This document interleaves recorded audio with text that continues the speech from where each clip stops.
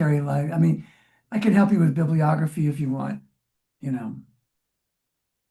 Then again, I have all these books that I in my library that I haven't read. So It's a sign that you're looking forward in the future to living a long life. yeah, yeah. Well, then I lost some of my vision, and that's kind of put a crimp in it. But Noted. yeah, but anyway, enough. I have to ask who the mystery iPad is.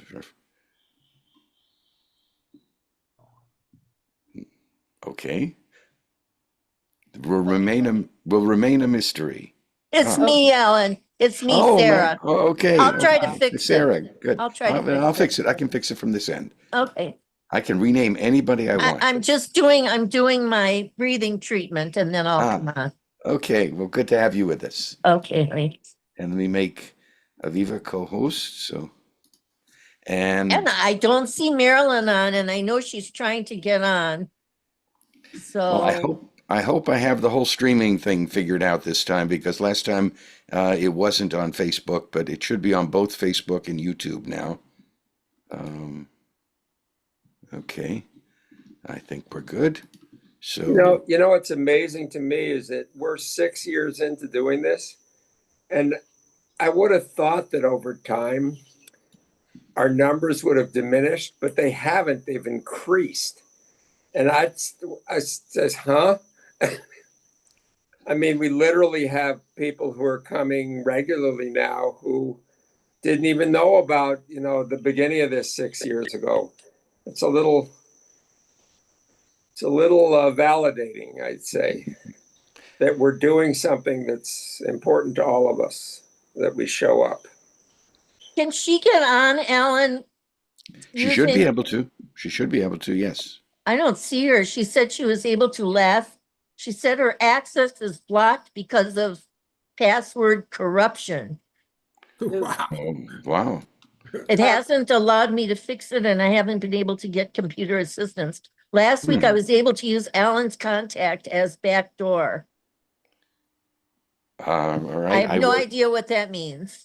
Very quickly, so I can, because I'd like to get us started, but I'll just I'll send her the link again. I'll text it to her right now, and then we'll get going. I sent her the link that was on the Torah study. So I don't know. Anyway. Let's see. Let me just get Marilyn. Wrong one. I texted her. Excuse me. Has she tried putting in the ID the ID itself? Sometimes the link is for that's what she's trying to. That's what she's using. Okay. Yeah. Well, I hope she'll be able to join us, and we'll see to figure it out. But we should get going. So, Pinchas, last week's parsha, or rather this week's parsha, begins with a recap of last week's parsha's end, the kind of gruesome event, the zealot Pinchas, who gives the parsha its name, spearing the lovers Zimri and Cosby. This is an illuminated page from a Byzantine manuscript featuring Greek translations of excerpts from the scriptures created in 8th century Palestine. Interestingly, it has Pinchas on horseback as he takes out the naked lovers, but the spear going through both of them. Moving ahead to the 1400s, this depiction of the zeal of Pinchas is an illumination from the Spanish Alba Bible. The unnamed illustrator, who was probably a Franciscan monk, because the illuminations there weren't Jews allowed in the illuminations organizations of the time, but it shows blood dripping from the speared lovers and down between the columns of the text. The biblical text and commentary were translated directly from Hebrew into Castilian Spanish by Rabbi Moses Aragel of Toledo, who reluctantly created it at the request of the regional military religious leader, Don Luis de Guzman, who was concerned about anti-Jewish riots around Madrid in the 1400s, and he hoped that the translation would help build understanding between Christians and Jews. The manuscript disappeared after the 1492 Alhambra decree that ordered the expulsion of Jews, but it was rediscovered in the early 1600s in a palace owned by the Alba family, which gives the volume its name. Flemish painter Jeremias van Winge painted this dramatic version of the scene in the early 17th century. Born in Brussels, his father was a court-favored artist known for painting historical and religious themes, but when the political winds shifted, the Van Winge family traveled to Paris and eventually Frankfurt, Germany, where Jeremias grew up and became a well-known portrait painter in his own right, also including social commentary in his art. You can see a real pathos in this painting as one of the women tries to wrestle the spear from Pinchas, but the spear has already pierced the pleading Zimri, and its bloody point is about to do the same to Cosby. Contemporary artists have tended to be less graphic, celebrating the actions of Pinchas. American-born Israeli painter Yoram Renaan uses bold strokes to capture the towering figure of Pinchas, appearing as a mountain of strength as he arises with outstretched arms extending like blue spears. His body emits an energizing green light. In contrast to the horizontal spears and arms, vertical yellow rays of spiritual energy ascend and descend as God extends to Pinchas the covenant of peace and priesthood, rewarding him for this courageous act. Yoram Renaan quotes the Lubavitcher Rebbe, Rabbi Menachem Mendel Schneerson, saying that the true greatness of Pinchas was that he acted in complete opposition to his peaceful nature, transcending his inborn instincts in order to bring reconciliation between God and Israel. The Parsha also includes an episode of 5 women petitioning Moses for their rights, the daughters of Zelophehad. Swedish-born Israeli artist Sarah Meyer shows them surrounded by biblical symbols, the menorah, the doves of peace, the sacrificial lamb. After traveling widely, the Stockholm native made Aliyah and now lives and paints in Zichron Yaakov, an artsy village on Mount Carmel just south of Haifa.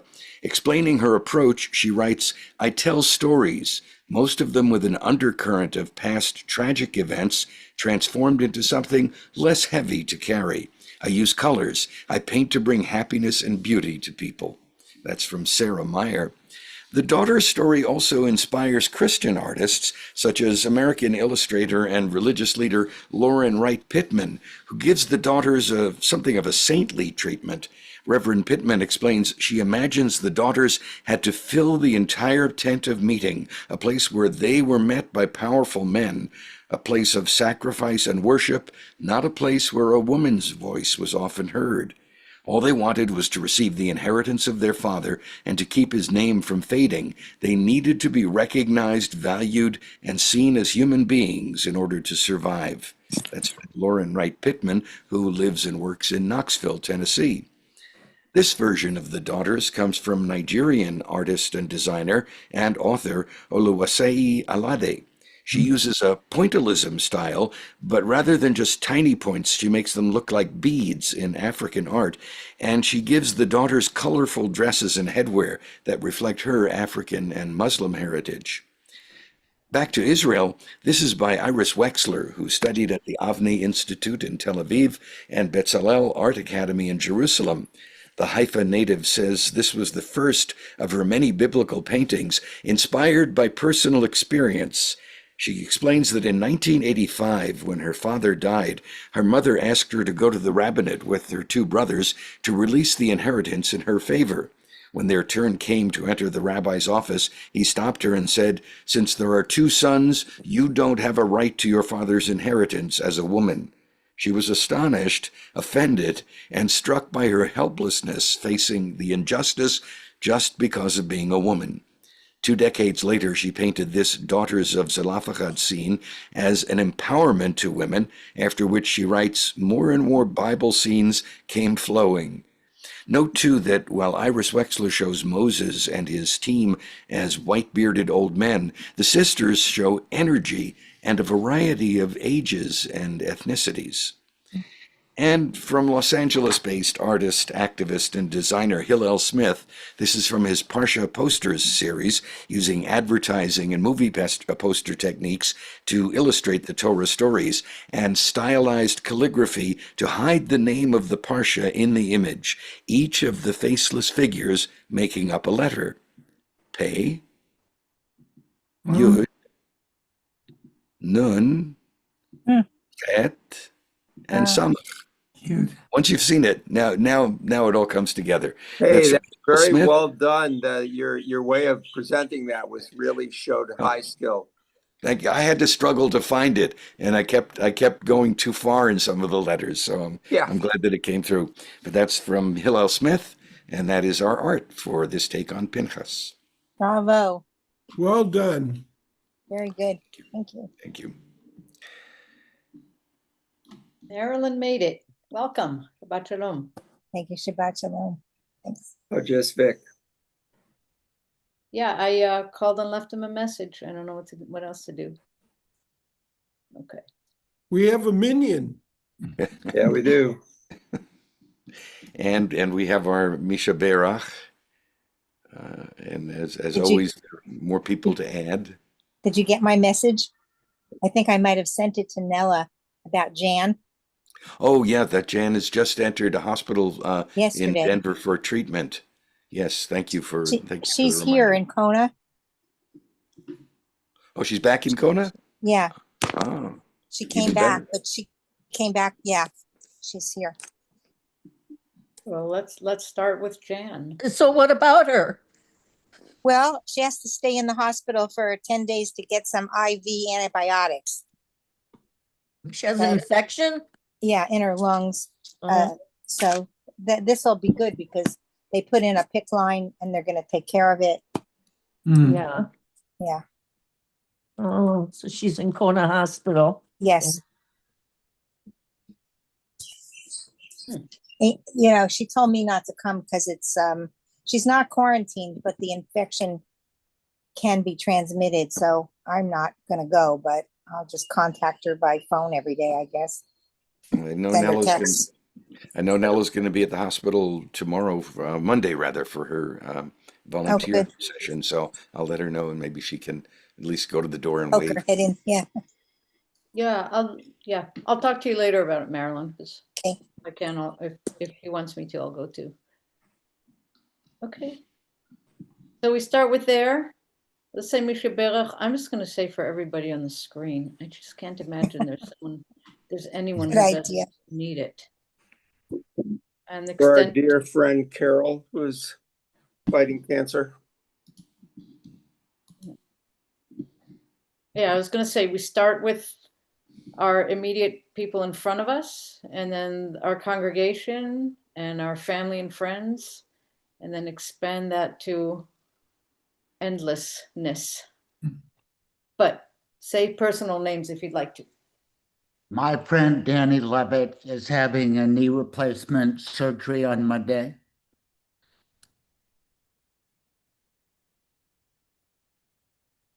May it heal well. Heal well. I have family traveling all over, so I wish them safe travels and fun times. And my daughter Aliza has been suffering with long COVID since practically the beginning of the pandemic. It came to Seattle where she lives very early, so she's still dealing with all kinds of issues.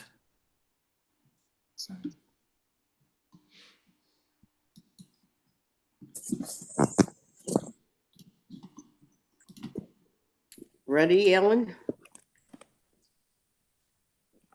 Yeah, I want it for Sarah too. Yeah, for Sarah.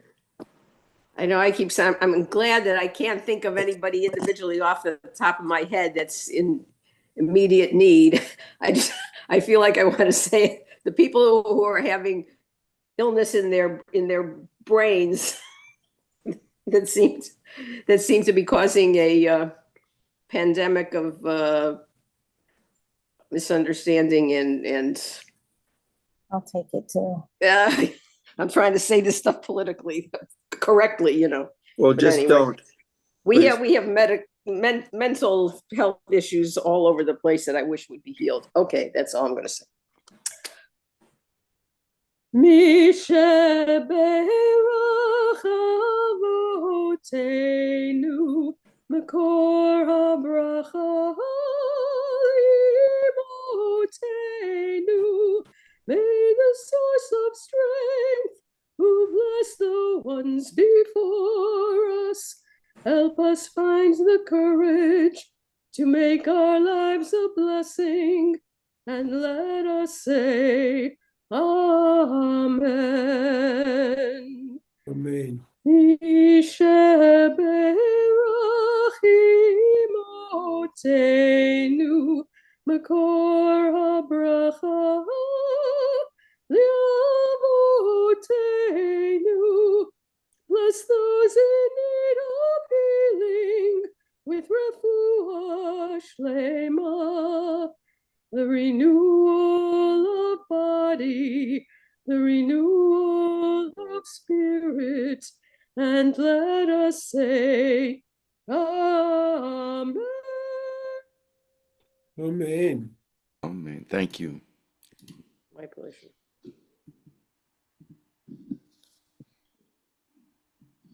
Join me. Baruch atah Adonai Eloheinu melech haolam asher kitshanu b'mitzvotav v'tzivanu la'asot b'divrei Torah. Torah. Amen. Yes, and Arnie. Let's see, who am I? Oh, Arnie, I'm going to make you read because you're here.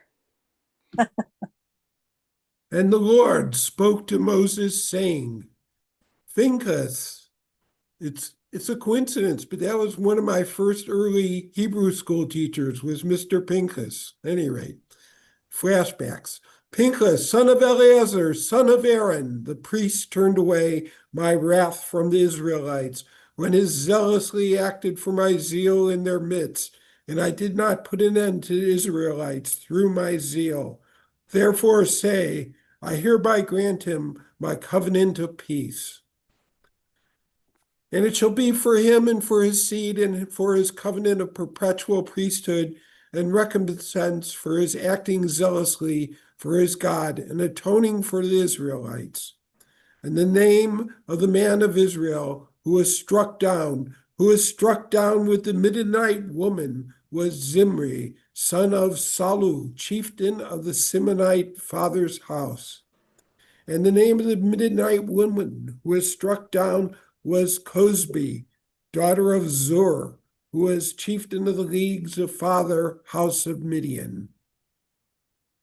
And the Lord spoke to Moses, saying, Be foes to the Midianites and strike them, for they have been foes to you through their wiles, and they practiced upon you in the matter of the Peor, in the matter of the Cosbi, daughter of the chieftain of the Midian, their kinswoman, who was struck down on the day of the scourge over the matter of Peor. And it happened after the scourge that the Alan, Lord, we're gonna okay, stop here for a minute. Sorry, for a little recap. So what are we talking about here even? So the very important reference to Pinchas is in reference to what happened at the end of Parashat Balak. And I'm just going to read those lines. I have, Ellen, you don't have to come up with anything because I have it right in front of me. So we have the whole parasha, the whole story of Balak and Bilam. And then what it looks like, oh, before we end this, we got to add one more thing. So we have the Israelites sitting in Shittim. And where is it? I have it here. While Israel was staying in Shittim, the menfolk profaned themselves by whoring with the Moabite women, who invited the menfolk to the sacrifices of their God. The menfolk partook of them, and thank you, Alan. You didn't need to do that. I had mine queued up here. Okay, so the invited the menfolk to sacrifice their gods, and menfolk partook of them and worshiped that God.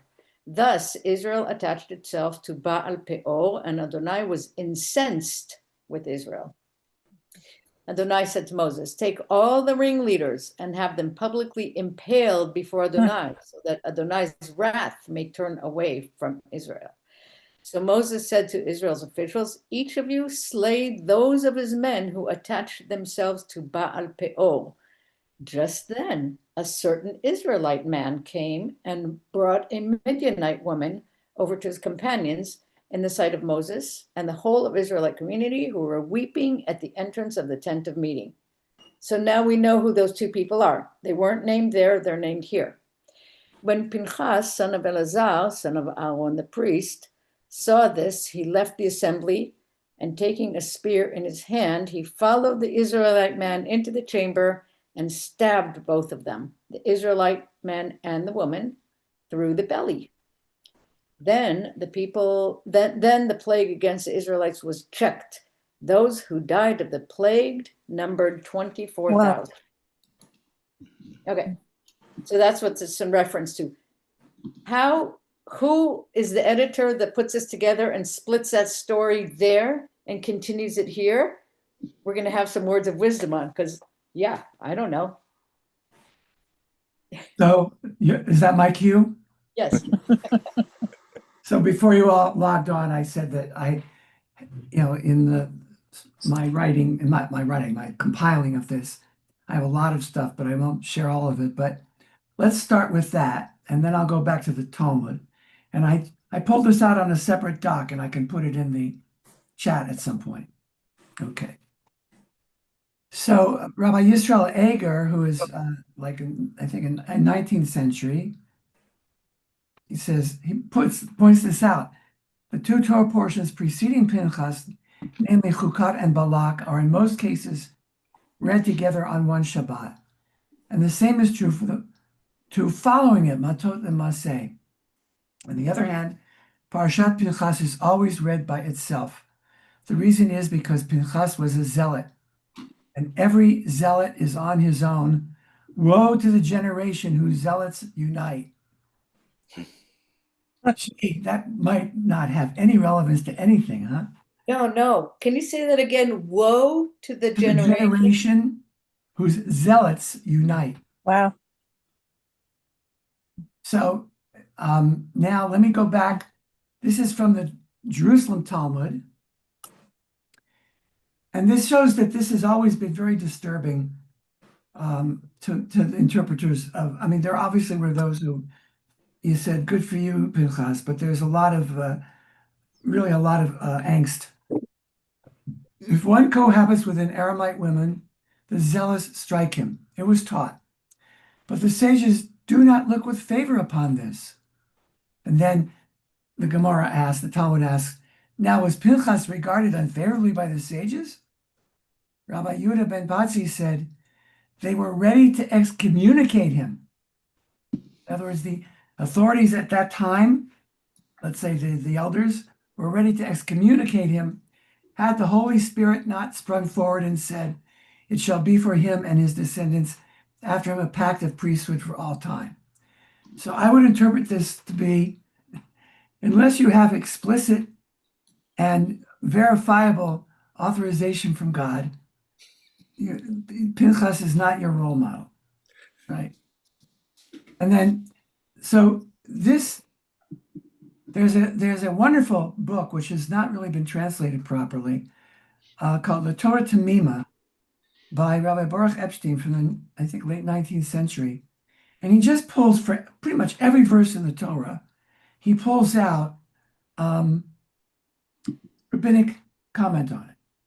And then he has his commentary on that. So this is what he says about what I just read. How the commentators have labored to interpret this drasha, but in truth it can be explained simply that when it says that he acted without the approval of the sages, it means that the sages were not comfortable with zealots attacking someone who cohabits with an Aramite woman. One can explain it thus, that since this must be done with a true spirit of zeal for the honor of God. Labored to interpret this drasha. What? Oh, can everyone mute? There's something coming through. Okay. This one can explain it thus, that since this must be done with the true spirit of zeal for the honor of God, it is impossible to give general permission to everyone to attack a person like this. For who knows?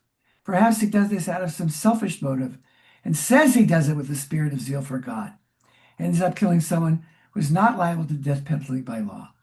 That is why the sages wished to excommunicate Pinchas, had not the Holy Spirit testified that his zeal for God was genuine. So I'll just conclude this by saying that one of the maneuvers that the rabbis of the Talmud do when there's a troubling passage or even a difficult law like the rebellious son is they will endeavor to limit it to such a degree that it really is, in this case, not a model for anybody. And like the rebellious son, basically impossible to implement. So that's what's going on here. The rabbis had the same moral angst with this whole zealotry business, and they did their best to contain it, if you will. It's actually very comforting to hear that, because that I remember the time we read it last time. That was what being celebrated for an act of murder just seemed really wrong. But it reminded me of the Goldwater expression of extremism in the defense of liberty is no vice. But how extreme do you use that justification? So that there is this footnote then that you got to get the word from God before this is acceptable. Yeah, now there are people even today, like the Ben Gvir types, who I'm sure read this differently. But this is the dominant approach to this. I think it was Mayor Kahani's favorite chapter. Yeah, exactly. Right. By the way, I just read, did you know he tutored Arlo Guthrie for his bar mitzvah? True story. Small world. Factoids. Well, I know I'm probably digging too hard, but in naming names in the Torah, there seems to be a significance. What the significance is beyond me, but there is a significance in naming and putting people in the context of some sort of genealogy. So Pinchas is a somebody. He comes from lineage. The people he killed at the end of the last chapter are yet unnamed. They're named now. And they're in the reference to what actually happened, we don't really have an explanation. Was this woman consorting with others, or was she a pawn because she was a daughter of somebody important and they used her to whatever, right? So maybe she was put out there as some sort of strength or weakness symbol or something. In other words, she was a pawn in somebody else's plan, which we're not aware of. But the anonymity at the beginning of this story and the naming without much of a context is to me significant. We don't really know the story of why all this happened right outside of the tent in the last story.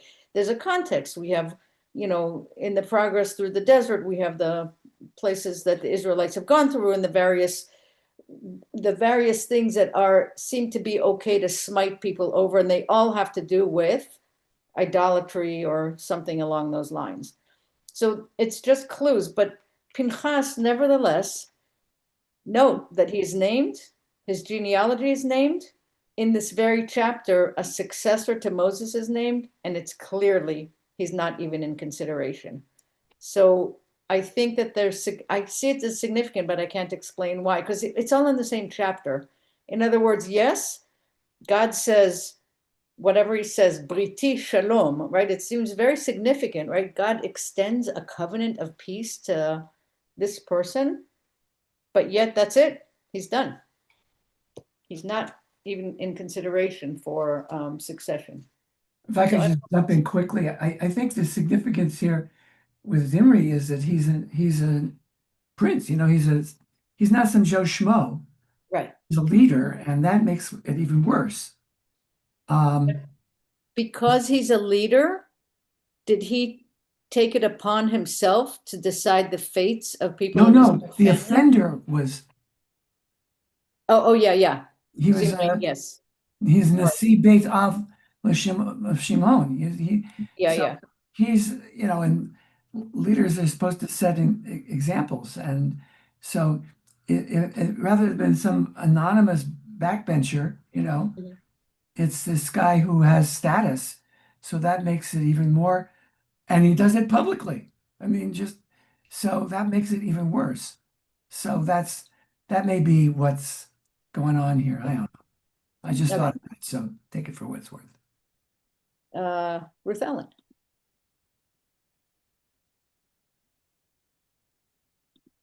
You're muted. Yes, of course. I have to come back to having just read Rabbi Sachs because he says it better than I can.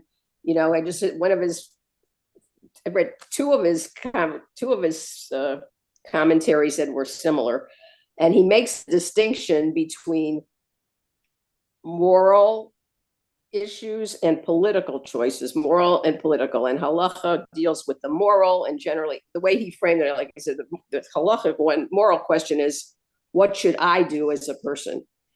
With what Pinchas was dealing with, what should we do as for a nation? And that some things you can't afford to wait. But of course, it was still very unsettling for the rabbis and so on and so forth. And one of the things he mentions to Alan's point was that it was so important at the exact moments that Pinchas killed them, because if the offender had turned around and smacked Pinchas down, they said that he would have been legally okay because it was self-defense. But if he waited till one moment after the offense that the two were doing, which then it would be murder. And this so plays into the idea of zealotry in this time, which is the winks that Rabbi Daniel said about, well, quoting the woe to when there's a whole generation of zealots. Is one of the things Rabbi Sachs mentioned that I'm not aware of because we don't read the Apocrypha and the Kings and everything. He claims that one of the reasons that the Second Temple was destroyed is because the Jewish zealots were too busy fighting among themselves, to maybe do what was right for the whole community and that kind of thing. And also, it had to be that it's okay because Pinchas was the conduit for reacting for Hashem's zeal. It wasn't him acting on his own. It was like he was divinely guided, which is now another thing where Rabbi Sachs compares him to Elijah in the same way, because Elijah did similar things. So it really all has to do ultimately with the motivation for why they're doing what they're doing. And sometimes, because human beings don't live on a piece of paper or in a law book or in the Talmud or whatever, you can't wait to go through the courts. You can't wait to go to deliberate about all this stuff because it's too important. And in this case, the idea was there's so much at stake in terms of the plague on the Jewish people.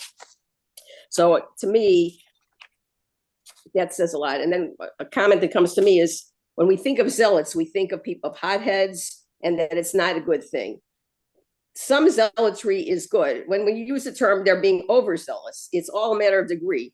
There's a difference between zealotry and overzealotry, and the idea, I'd say too, I was thinking to myself, the word unicorn. These are unique situations where, if you want to say moral, you can't, whether it's the lesser of two evils kind of thing, or those philosophical arguments, do you save, who do you sacrifice, save a greater number of people kind of thing that we're always wrestling with. So, but this is all predicated on the fact of witnessing that and agreeing that Pinchas was acting in the name of Hashem, that it wasn't some false or search for a personal, answer a personal vendetta or to have personal glory for doing it. There was a higher calling to what he was doing. Yehuda, I believe you had your hand up earlier. First of all, let's make a pitch counter to zealotry.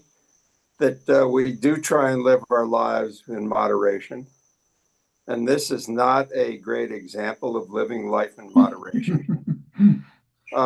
Secondly, I think it's very important, and I think it's sort of contrary to what Ellen just said, that I think it's important that, we have always paid close attention to the order things are presented. And this is I would actually suggest, for one, that it would be my guess that there are two different writers presenting here. The end of the last parsha was one writer, and that this right here is a second writer having to deal with the fallout of the last parsha. But I don't think you can say that, this is God forgiving him after the fact and giving a, rationalization after the fact. That's one of the reasons why we don't rest easy with the whole thing, because of that. And in addition, after the fact, also in the order of the writing, first you have God forgive, and God says it's all okay, and he gets the best of the best forever. Then we have the genealogy of the whole thing. And this is a genealogy. The woman is a Midianite, and so was Zipporah, so was Jethro. Exactly. Midianites are our buddies. They're the ones who helped us immediately, out of Egypt. And to have this, I would suggest, even though it doesn't say it, but I would suggest that Cosby was probably related in some fashion to Jethro. And so how does this actually play out? Not easily. I think that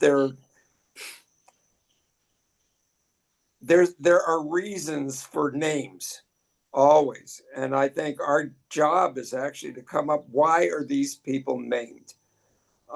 They're named in an abhorrent act, in effect, they're named to justify what happened, because it had to be such a powerful example that forgave Pinchas for doing this. I have no answers to any of this, but there's a lot that we have to look at just from the order of how words are presented to us. Ellen? Along the lines with that, Yehuda, I'm so glad that Aviva had us go back and look at those last few lines of Balak, because there is one aspect that it's foretold, because they were instructed. God's words were to execute them and do it in public, and it's as though sort of they went back. I think it's at least believable that they might have gone back and said, we better fix this. It looks bad. But the other thing, and Daniel, you mentioned this, is that the fact that it was in public, that the transgression, that the act of Zimri and Cosby was done in public, rubbing their noses in it, whether if they had just stayed in the tent, they'd be okay. But the fact that they were in public, and the way the parshas were set up, the previous instruction was they are to be executed in public before the whole community. And so in some ways it really supports, I think, Yehuda's point that there may have been two different writers. One said, we better go back and fix this because it doesn't look very good. I'm just trying to imagine the geopolitical situation here. I'm wondering, what did the populations compare? The Israelites and the Midianites, who had a greater population right then? And I also had the same thought as Yehuda about the political implications of Zipporah and Moses. I mean, did they get married before they occupied the same tent? Or, is he as equally as guilty? It's kind of funny. I remember also hearing the story, and I can't remember where I got it from, about the circumcision of Zipporah and Moses. For Sean, right, where Zipporah actually She's the sixth heroine of that whole story that led to the liberation from Egypt. She's the one, because they were stricken on the after the burning bush, when Moses was going to talk to Pharaoh and say, "Let my people go." They were stricken by some malady, and Zipporah was the one who sort of came up with, Gershon wasn't circumcised. Right. You remember that, right? Well done. Yeah. So interesting. Does anyone know what the population of the Midianites were compared to Israelites? No, not only do we not know that, we don't know what marriage was back then. Yeah. There's Yeah. no marriage ceremony anywhere in the Torah. People get married. We hear about the feast afterwards. Very Jewish. But so we have no idea what that, what that looked like, what that ceremony was. We don't, but isn't this about intermarriage? I mean, when you get to the root of it, isn't this really about the threat to the Jewish people if they start to cohort with women from Well, Midianite or Moabite women? Well, the Moabites aren't really included in this no. But the because, thing is, and that's because of Ruth, I believe. yeah. But the thing is, though, that, yeah, he took a wife. We don't know what that means in practice. But don't forget, this is not just cohabitating with, they're bringing them over to worship their idol. I mean, so I think that the intermarriage with the Canaanites, people around them, was irrevocably bound up with the worry about being lured into their idolatrous practice. Right, right. And therefore, the Jewish population would lose being Jewish because they would be, cohorting with these Midianite women, which also means bringing their idols into it. Actually, the lust itself is idolatry, a form of idolatry. Lusting after the Midianite women is a form of, and the thing is, nobody ever blames the men for this kind of stuff. It's sort of like, oh, the Midianite women lured the Jewish men into having sex with them. Well, I mean, the Jewish men have a right to say yes or no to it also, kind of thing. Anyway. Ruth Ellen?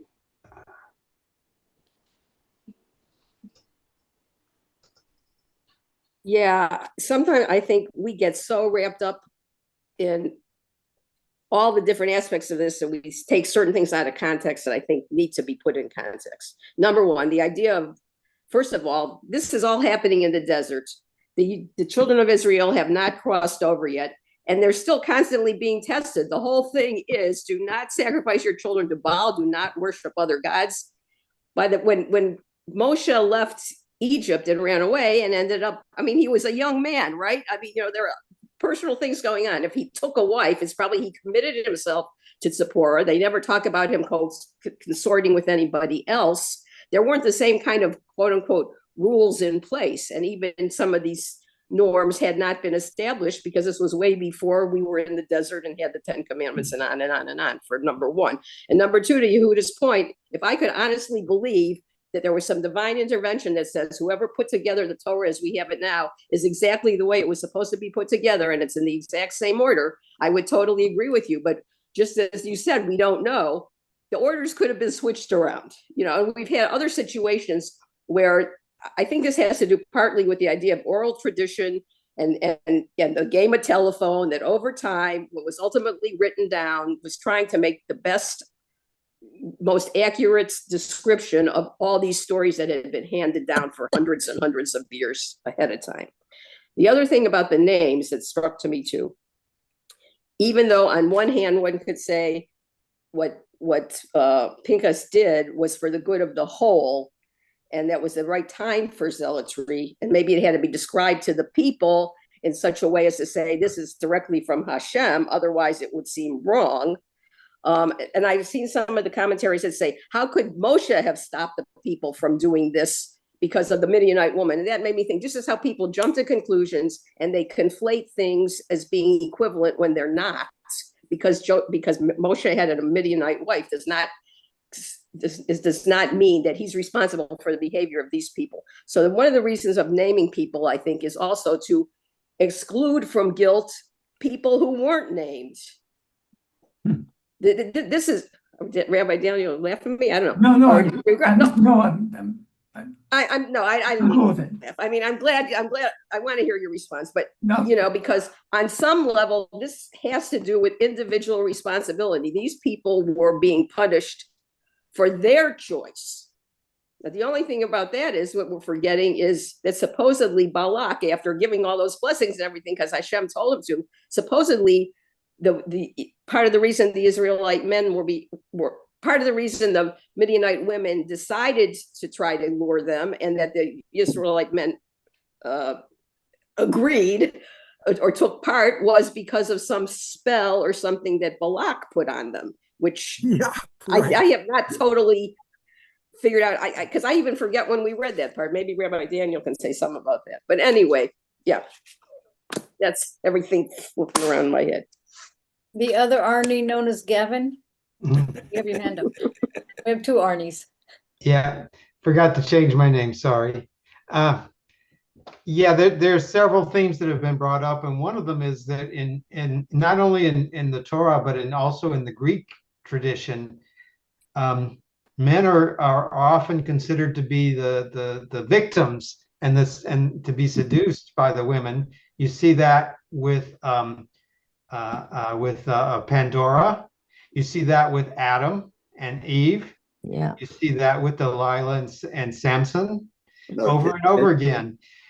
Also, Right. one other theme I see in here is it talks about whoring, that the children of Israel are whoring.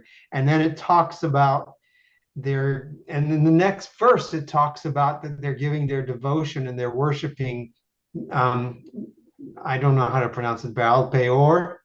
Yeah. So there's some kind of equivalency being set up between sex and worship here, I feel. Mm-hmm. So, yeah, so the last sentences of the last parasha, it says, and here, then one of the Israelite notables came and brought a Midianite woman over to his companions in the sight of Moses and the whole Israelite community. You can read that sentence in many, many ways. But brought, women did not necessarily have agency in this time and period. And women can be coerced into doing something and then still be blamed for it. Have we heard this before? I mean, do we know? But in line 17, it definitely blames Cosby. I know. If I can just jump in here with that point, this notion that women are inherently seductive and men cannot control their impulses. Friends, it's still around. And some of you know that I was the chair of our ethics committee, and we had a situation a number of years ago where a rabbi sexually harassed a woman by means of Facebook private messages. So our job was very easy because we had it all written down, right? She sent us all the texts, and it ended up being a whole simis and the shul and congregational meeting, and there were people who blamed the woman. Of course they did. Right? I mean, that's that, and there were including other women. Yeah. So this is not something we can look down on the ancients about. No. I'm reminded of Robin Williams' line about God gave man a penis and a brain, but not enough blood to run both of them at the same time.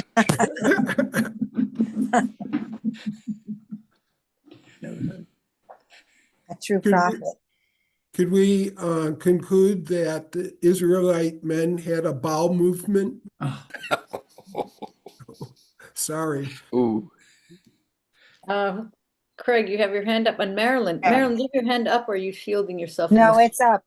Okay, so Marilyn first and then Craig, because I think you had your hand. Well, I just wanted to, I've mentioned this movie before, Prince of Egypt. It's an animated film. I'm not sure. I don't think it's Disney, but it's a very well done piece of, I think, art. But I recommend it. And it's interesting because when Zipporah and Moses went into the tent, they had Yitro's blessing before they went. And it was definitely consecrated. It wasn't like, just willy-nilly the way they portrayed it in the film, which was animated. And I'm just saying, a lot of this is an interpretation, but we have no reason to believe that it was, especially because of the fruit. You'll know an action by the fruit it bears. And it didn't bear. Oh, you don't like that, huh, Rabbi? Huh? Sorry, what? The face you made me think you were No, reacting to my comment. I No, said that often you'll know an action, whether it was good, righteous, or whatever, by the fruit it bears. Him taking Zipporah and then going forward like that didn't bear bad fruit, did it? Well, we I'm not actually sure. don't know the whole story because if you're talking as fruit as a progeny, there's very little that we know about their progeny. Moses becomes this great man, but the rest of his family is left in the dust. We Yeah, don't, and they're also, not really part of the in the story. biblical period, the whole matrilineal thing comes later, and I think in the biblical period that and I think the Ruth story reflects this too to some degree, and also Isaac goes, he's in the larger mishpacha, but it's still, they were pagans, so but she came, the woman would adopt the practices of the man's household. I think back then, I think that's what that's about. By the way, I just want to say that the Prince of Egypt is real. If you haven't seen it, it's really worth watching. It's got wonderful songs by Stephen Schwartz. That's And- great. There were, I happen to know personally all the Jewish advisors on it, so I think I've mentioned before. And they really did consult. Whether it goes to that detail, Marilyn, I don't know. But the other thing that is only hinted at in the biblical stories is marriage was merger. There was all kinds of financial negotiations beforehand, and dowry and all that stuff. So, at any rate, I'm talking too much, so I'll shut up for a while. But they did it, like you said, the movie was well done and they did it with a light hand. I mean, it seems like they upheld the goodness of it. Yeah. The way they did that. Anyway, I recommend it, but I also think, I think that they had good counsel when they put it together. It's not Disney, it's DreamWorks. Thank you. Jeffrey Yes. Jeffrey Katzenberg Right. that was one of his pet projects, but It was also it was their first animation, the first thing Yeah. and Hans Zimmer's music uses a lot of liturgical melodies, so you Yes. hear them woven throughout. It's the, fabulous. And Stephen Schwartz, Yitro gets a great song. I want to hear the other Silverman, Craig. Craig, Well, you had thank your hand up earlier. I won't work blue like Alan just did, but I enjoyed it, Alan. I'll bring my legal perspective to it. This word zealotry, because when I started as a lawyer over 4 decades ago, our obligation was to represent our clients zealously within the bounds of the law. And then the ABA and Colorado authorities decided that maybe zealotry wasn't good. So they pretty much got rid of the word zealous and were obligated to represent our clients with diligence and competence within the law. Mhm. I'm about this word zealous, and it's an English word with not Hebrew roots, but if you look at the roots of the word, zealotry is associated with jealousy, zealotry and jealousy. And then you look up the Hebrew word, I believe it's kanai, right? Kind of a Hawaiian sounding word. Kanai, which has a form of it means zealous, and a variation of that means jealousy too. So I think the Torah portion goes to great pains to say Pinchas wasn't acting with jealousy, but with zealotry. But still, you can't help but think that when one guy's having sex with a beautiful woman, is jealousy involved at all? And of course, there's jealousy throughout the Torah, not always in sexual circumstances, but I just throw that out there, this word zealous and its root word in Hebrew. I'm interested in the perspectives of people knowledgeable with this word in Hebrew in the Torah. So Arnie puts in the chat, I don't know which Arnie. Oh, Arnie, yes, whose screen is, he's not sitting in front of the screen. He says zealotry, early 16th century, from a medieval Latin derivative of Latin zealous, zeal, jealousy. So I want to riff on this concept of zealotry and jealousy, because in modern context, if I think of the world we're in now, we all know what world we're in now, the more a person is a zealot, the more I think it's a personal unresolved issue on their part that they've found a public platform to elevate themselves. There is a connection, I think, between zealotry and jealousy in the modern context that I'm putting it. Zealotry is often associated with, the capital Z is associated with Jewish study, Jewish history. And it's unfortunate.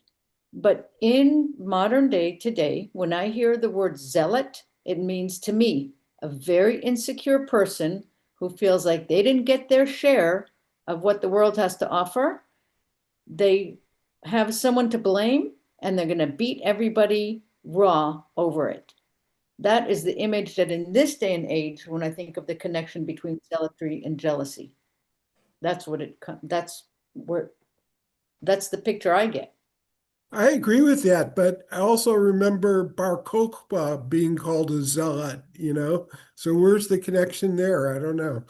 Well, but by definition, I think a zealot is known as somebody who acts out of a firm conviction of belief in, fill in the blank, religious belief in whatever.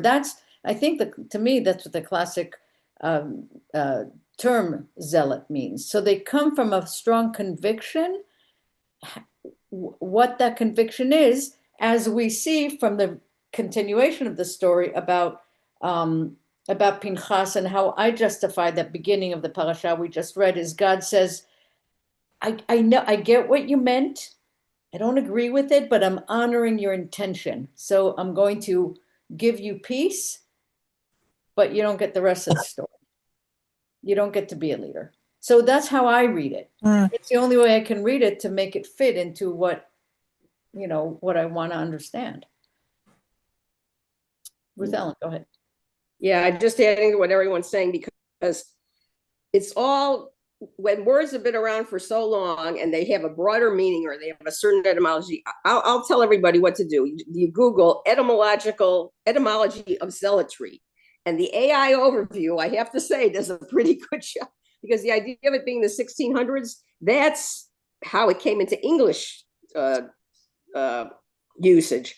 And by the time it got to English usage, it says the extended meaning over time was, Greek roots was somebody being a devoted follower of someone who acts with great enthusiasm, which is, I think, what the original idea of what the lawyer was supposed to do comes in. The Jewish history, they said they coined the term during the Roman period, as I was discussing, Rabbi Sachs said, the time of the Second Temple and Bar Kokhba and all that. Extended meaning. Over time, its meaning has broadened to encompass any individual or group exhibiting excessive or fanatical devotion to a cause or belief. So what I call overzealousness, now people assume when you say someone's a zealot that they're this individual overly excited about their cause, whatever that cause may be. I keep thinking about John Brown now, who I only knew from the story until I watched that dramatization from that book with Ethan Hawke, which I thought was very good. But anyway, he's probably the premier in history could point to, but that's just an aside. So I don't know, what do we do when people don't assume the same connotation of a word?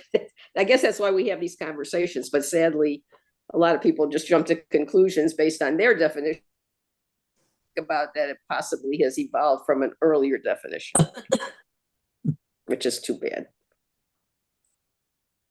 I want to move forward. Who's going to be with us just temporarily and wants to read because they're leaving soon? Well, I don't know. Craig Silverman, you want to read? Sure. Okay.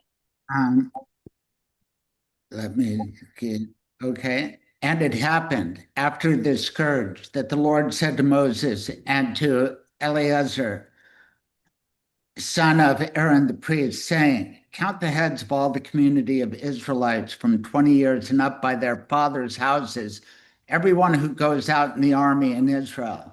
And Moses and Eleazar the priest spoke with them in the steppes of Moab by the Jordan, opposite Jericho, saying, from 20 years and up, as the Lord charged Moses and the Israelites who came out of the land of Egypt, Reuben, firstborn of Israel, the sons of Reuben, Enoch, clan of the Enochite, for Palu, clan of the Paluite, for Hezron, clan of the Hezronite, for Carmi, clan of the Carmite. These are the clans of the Reubenite, and their reckonings came to 43,730. And the sons of Palu, Eliab, and the sons of Eliab, Nemuel, and Dathan, and Abiram. These are Dathan and Abiram, called forth from the community, who incited against Moses and against Aaron in the community of Korah when they incited against the Lord. And the earth opened its mouth and swallowed them, and Korah, when the community died, when the fire consumed 250 men, and they became a sign. But the sons of Korah did not die. The sons of Simeon by their clans, for Nemuel, the clan of the Nemuelite, for Jamin, the clan of the Jaminite, for Jachin, the clan of the Jachinite, for Zerah, the clan of the Zerahite, for Saul, the clan of the Saulite. These are the clans of the Simeonite, 22,200. The sons of Gad by their clans, for Zephon, the clan of the Zephonite, for Haggi, the clan of the Haggite, for Shunai, the clan of the Shunite, for Ozni, the clan of the Oznite, for Eri, the clan of the Erite, for Erah, the clan of the Eridite, for Areli, the clan of the Arelite. These are the clans of the sons of Gad by their reckonings, 40,500. The sons of Judah, Aaron, Onan, and Aaron, Onan died in the land of Canaan. And these are the sons of Judah by their clans, for Shelah, the clan of the Shelanite, for Perez, the clan of the Perezite, for Zerah, the clan of the Zerahite. And these are the sons of Perez, for Hezron, the clan of the Hezronite, for Hamul, the clan of the Hamulite. These are the clans of Judah by their reckoning, 76,500. The sons of Issachar by their clans, Tola, the Tolite clan, for Pubah, the clan of the Pubite, for Jashub, the clan of the Jashubite, for Shimron, the clan of the Shimronite. These are the clans of Issachar by their reckonings, 64,300. The sons of Zebulun by their clans, for Sered, the clan of the Seredite, for Elon, the clan of the Elonite, for Jalil, the clan of the Jalilite. These are the clans of the Zebulunite, by their reckoning, 60,500. The sons of Joseph, by their clans, Manasseh and Ephraim. The sons of Manasseh, for Machir, the clan of the Machirite. And Machir begot Gilead, for Gilead, the clan of the Gileadite. These are the sons of Gilead. Iezer, clan of the Iezerites, for Helek, clan of the Helekites. And Asriel, clan of the Asrielites, and Shechem, clan of the Shechemites, and Shemitah, clan of the Shemittite, and Hefer, clan of the Heferite. But Zillah, Zelophehad, son of Hepher, had no sons but daughters, and the names of the daughters of Zelophehad were Mala and Noah, Hagla, Meliah, and Tirzah. These are the clans of Manasseh by their reckonings, 52,700. These are the sons of Ephraim by their clans, for Shuthelah, the clan of the Shuthelaites, for Becher, the clan of the Becherites, for Tahan, the clan of the Tahanites. And these are the sons of Shuthelah, for Iran, the clan of the Aaronites. These are the clans of the sons of Ephraim by their reckonings, 32,500. These are the sons of Joseph by their clans, the sons of Benjamin by their clans, for Bela, the clan of the Belite, for Ashbel, the clan of the Ashbelite, for Ahiram, the clan of the Ahiramites, for Shufupam, the clan of the Shufupamites, for Hupam, the clan of the Hupamites, and Bela's sons were Ard and Naaman, the clan of the Ardite, for Naaman, the clan of the Naamanite. These are the sons of Benjamin by their clans, and their reckoning for 40,500. These are the sons of Joseph by their clans. We've got a lot of sons. Dan. Actually, I'm being very nice because you're reading with such conviction. But if you would like to skip some and just go to the end of this part, you're welcome to do that. And that would be just to skip to 63. Who's us to you, man? Okay, let's go to 63. There's a reason I'm doing this. And then read from here to the end. It's just like 3 or 4 more lines. And to Aaron were born Nadab and Abihu, Eleazar and Ithamar. And Nadab and Abihu died when they brought forward unfit fire before the Lord. And their reckonings were 23,000, every male from a month old and up. For they were not reckoned in the midst of the Israelites, for they were not given an estate in the midst of the Israelites. These are the reckonings of Moses and Eleazar the priest, who reckoned the Israelites in the steppes of Moab by the Jordan opposite Jericho. And among these were not a man from the reckonings of Moses and Aaron the priest, who reckoned the Israelites in the wilderness of Sinai, for the Lord had said of them, they are doomed to die in the wilderness. And no one was left of them save Caleb, son of Jephunneh, and Joshua, son of Nun. All right. That's Wow. Did anyone do the math along the way? Yasher Koach. Yeah. Did anyone do the math along the way? That's a lot of people. Although it's interesting that those are names that are mentioned, but they're lost in history. We don't hear those names again, except Zelophehad is going to come up. Right, and that's what I didn't want to skip too much, but to me, I just looked when I read this and I just went right to that last line because it says, for Adonai had said of them. How many did we just? I didn't do the math. It's a lot of people. 601,000 plus. They, all of them, shall die in the wilderness. Not one of them survived except Caleb, son of Jephunneh, and Joshua, son of Nun. Caleb and Joshua. Why are they spared? They were the spies. Because they were the spies that didn't they say they didn't get scared off by the quote unquote giants they found.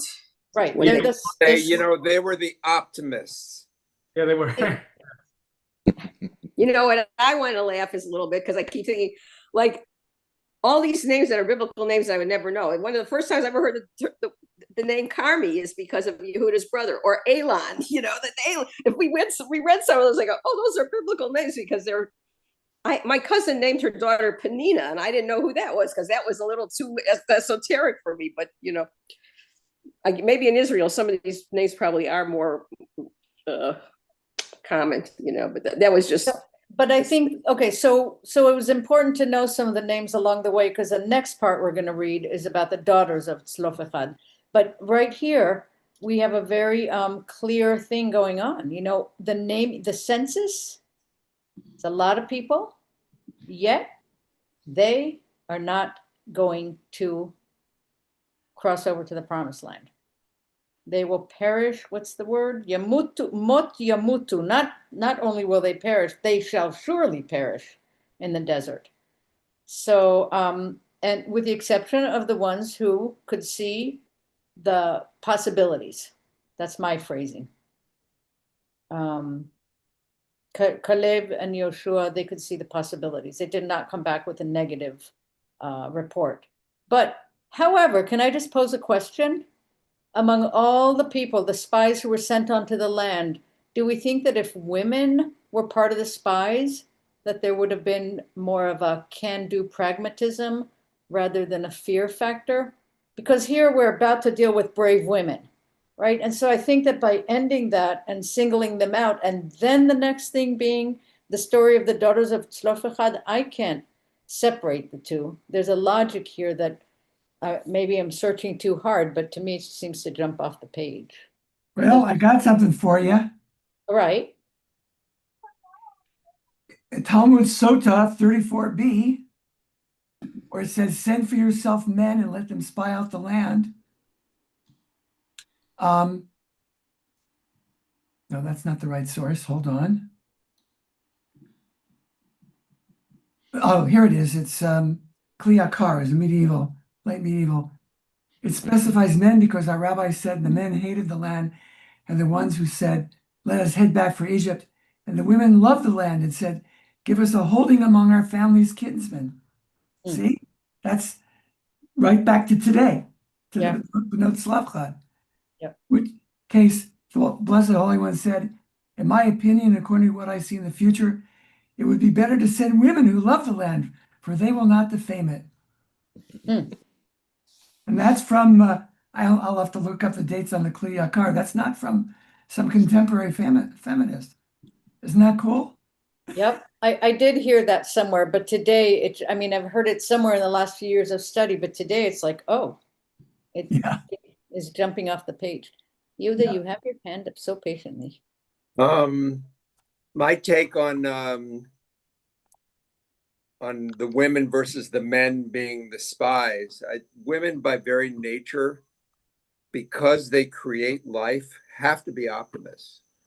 And maybe there needed to be a clearer view that required different types of opinion amongst the spies. In other words, if everybody had agreed, let's go, it wouldn't have been as strong as if 10 said no and 2 said yes.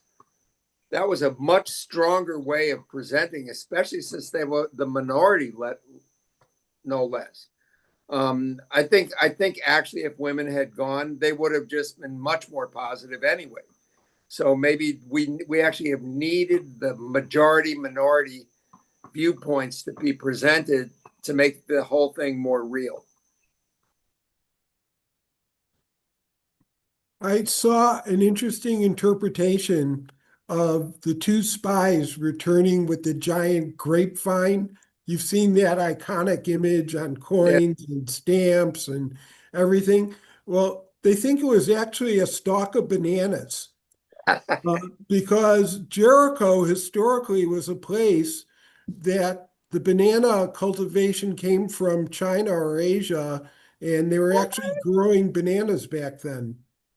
And maybe the Israelites didn't know about them, and they that's how they depicted it or interpreted it that way. Makes sense because that's an awfully large bunch of grapes, but not so much bananas. That would be a legitimate sized banana with a couple hundred bananas in it. It's the logo. The carrying the grapes is the logo of the Israel Tourist Authority. Yeah, it is. So maybe they didn't use bananas because they didn't want to say, "Come to Israel, I'll drive you bananas." Well, when he sent them forth latour et haaretz, to tour the land. Exactly. The beginning of tourism. Oh. But the point that you made, Aviva, about the generation, that the people that are being listed are not going to make it. So we're at the end. So there is a new generation, but I'm not sure if we have the census, because these are younger people now being counted. So I would say that so it seems like some of them are going to be the ones who will cross over. if they survive the battles to come, Oh. I suppose. What are the instructions for counting? It says from 20 years on. Yeah. Yeah. Okay. So there would And have also, and the sentence before it, it said is the place where that census is to take place is already right there within eyesight, within view, right? Seems like So the military count as it was There's- the last time. It's 20 to Mhm. 60. so it says Rosh Koradat Israel from 20 years on to their father's house, all the males able to bear arms. Yeah. Yeah. So in the Eitz Chaim commentary, but shot, which is really from the JPS, which it was the Numbers one was done by the great scholar Jacob Milgram. He calls this section beginning with 20 the generation of the conquest. Yeah. So I forget whoever said this must be the people who are going to go on. Was that you, Alan? Anyway, that seems to be the belief here that we're now moving towards the land, and that's where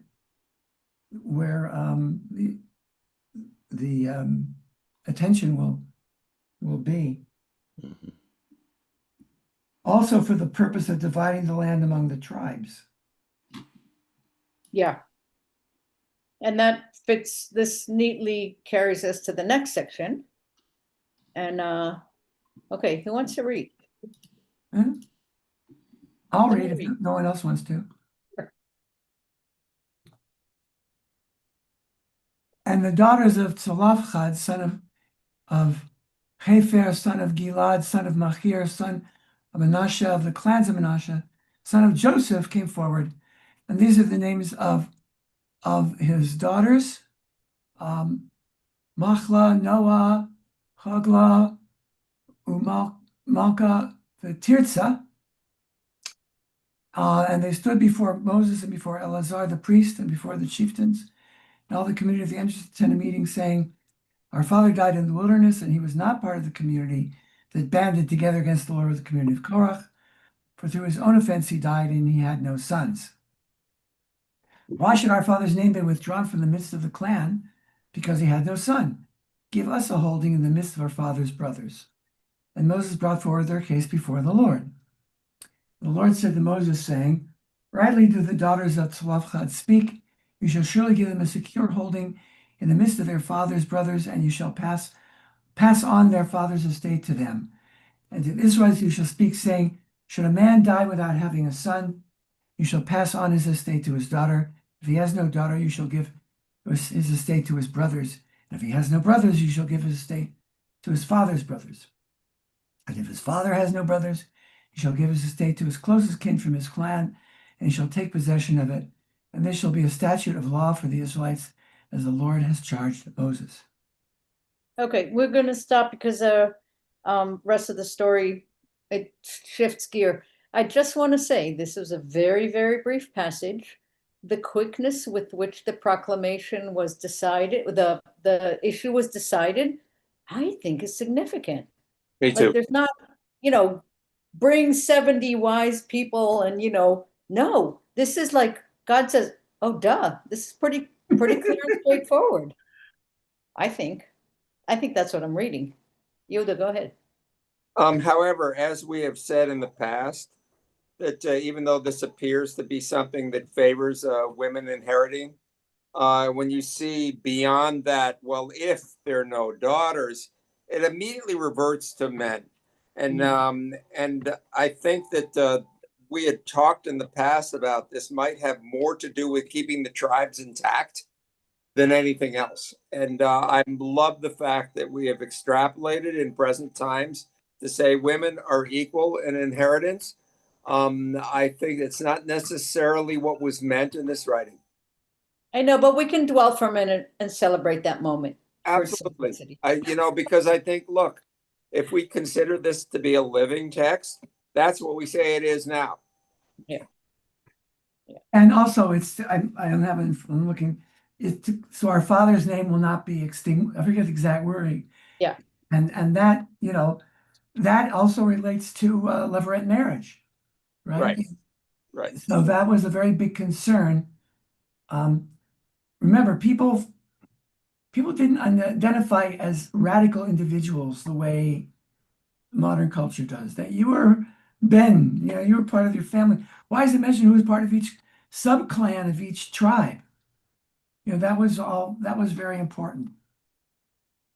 I'm wondering if anyone else has this thought, that it seems that they're delineating that all this material stuff goes through the male and all the spiritual stuff goes through the female, because you're not a Jew if your mom wasn't Jewish, right?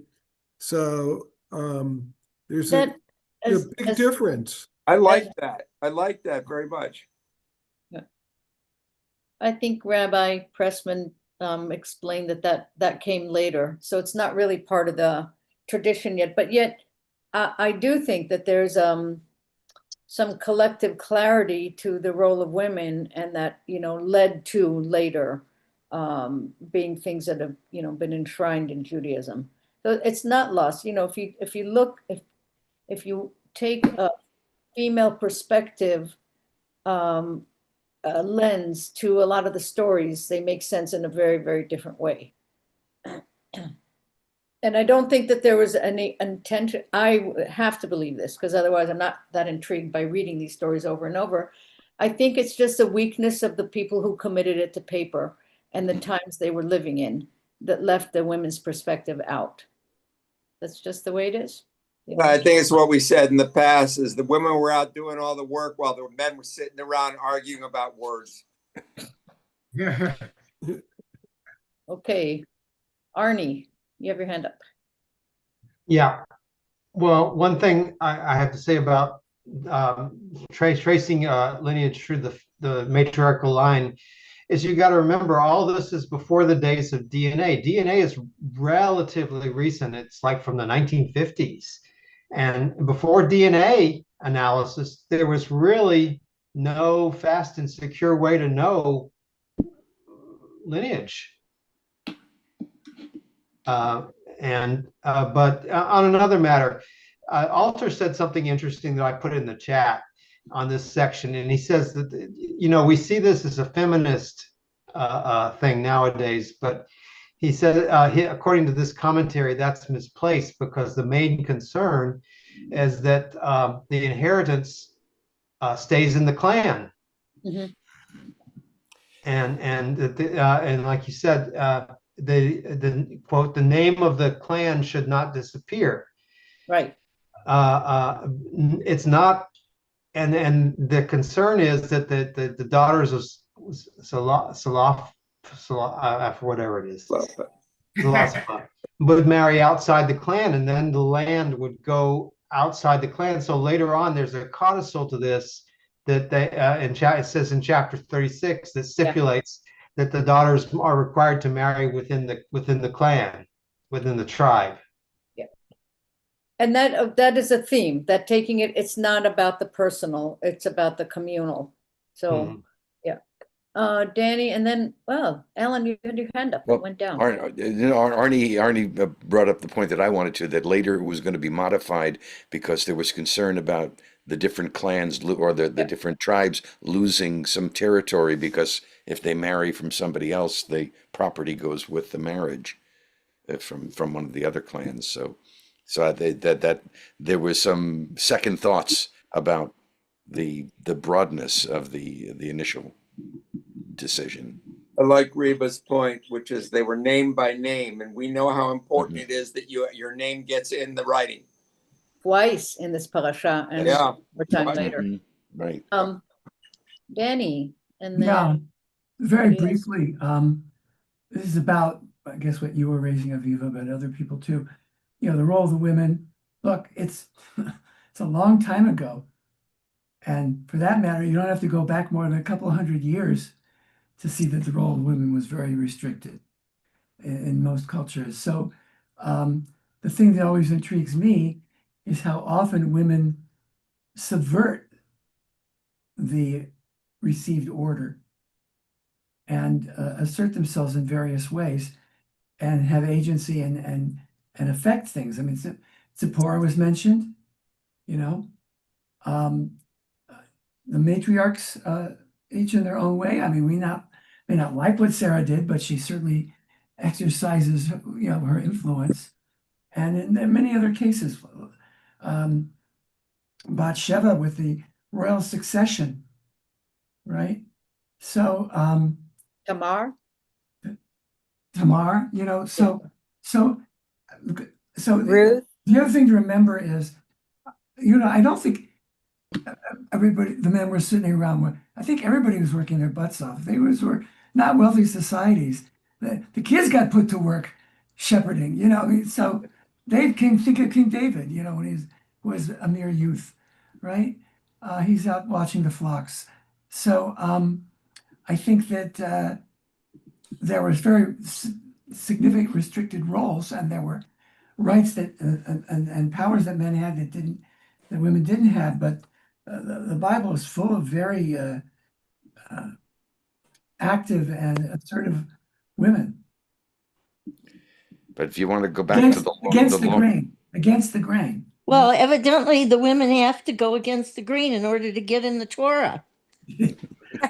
Well, that's a negative way of putting what I put it positively, but yeah. But it is, they like Rebecca too. I mean, everyone that you've mentioned sort of went down her own path and did something that was unexpected, not particularly something that was liked by all. And it seems that that's what you have to do. Even today, in order to become famous, you have to do something to make yourself famous. And sometimes that's not a positive thing. As we all know, the more negative things you do, the more popular you get. Sort of. Ruth Ellen, go ahead, unmute. I had to start writing things down because I was forgetting. Well, I'm curious on Rabbi Daniel's take on this too. And Yehuda is mentioned in the past when we talked about the matriarchal lineage is because it was often easier. It was an easier task to determine who the mother of a child was than the father, right? Generally. But if that came later, I propose that the idea that the Israelites and the early Jews and followers of children of Abraham were trying to somehow upend the patriarchal structure was not what was going on. It just struck me that the reason this changed later is because we weren't a nation. We didn't stay in Israel. And when you're isolated and you're in that group and all the tribes are there and you know your place, it would be much easier to carry on a patriarchal lineage and record that. I mean, I watched genealogical shows where they talk about, forget about even the churches in Europe, but in India, how they did Deepak Chopra, and then in the Hindu temples, they had the genealogy going back 10,000 years, So if Israel, the children of Israel had not been overtaken and put into exile, and then we're still in a diaspora at this point, perhaps that change wouldn't have happened. Not to say that in modern times, I don't think women should have their just due. I just think that there were maybe other issues at play, and some of them were historical and practical as well. And just to a footnote of the long reach of these attitudes, we were just talking with teenagers a couple of days ago and reminding them that when Nell and I got married in 1969, she could not get a credit card without my name on the account. I remember that. My mother could not have her name on the checking account at the bank. The whole time I was growing up, I remember that. Those things only changed in the last 50 years, 50, 60 What was years. it, Alan? 74? 69. Oh, When that changed. Yeah, in the 70s, yes. Remember? But, Maybe these are stories we need to talk about again. I mean, really, I think the younger generation does not even understand how not that long ago that was. Right. I agree. Yeah. You've come a long way, baby. We sure I have. just have to throw in, my mother was working. I remember this distinctly because my mother was already working outside of the house, and she still couldn't get a credit card without my father's Well, let's keep reading. There's some good stuff ahead. I'll read if you want. Sure. And Hashem said to Moshe, go to this Mount Abarim and see the land that I have given to the Israelites. And you shall see it, and you shall be gathered to your kin, and you too, as Aaron your brother was gathered. Since you rebelled against my word in the wilderness of Zin, in the community's dispute, to sanctify me through the water before their eyes. These are the waters of Meribah at Kadesh in the wilderness of Zin. And Moshe said to the Lord, saying, let the Lord God of the spirits of all flesh appoint a man over the community who will go out before them and come in before them, and who will lead them in and out on the march, so that the Lord's community will not be like a flock that has no shepherd. And Hashem said to Moshe, take you Joshua, son of Nun, a man who has spirit within him, and lay your hand upon him. And you shall stand him before Eleazar, the priest, and before all the community, and you shall charge him before their eyes. Charge him before their eyes. And you shall set something of your grandeur upon him, in order that all the Israelite community will heed. And before Eleazar the priest, he shall stand and inquire of him for the ruling of the Urim before the Lord. By it shall they go out, and by it shall they come in, he and all the Israelites with him, and all the community. And Moshe did as Hashem had charged him. And he took Joshua and stood him before Eleazar the priest and before all the community. And he laid his hands upon him and charged him as Hashem had spoken through Moshe. Ta-da. I mean, I think it's really, Succession. I think it's really telling that appoint a man over the assembly who shall go out before them and come in before them, who shall take them out and bring them in, and let the assembly of Hashem not be like sheep that have no shepherd. That tells you a lot about the thought process of these people out in the wilderness right there. You know, we're shaped by our environment. And I think this is a good example. So they see the flock like a flock of sheep that need a shepherd even to bring them out and to take them in. Very interesting to me anthropologically.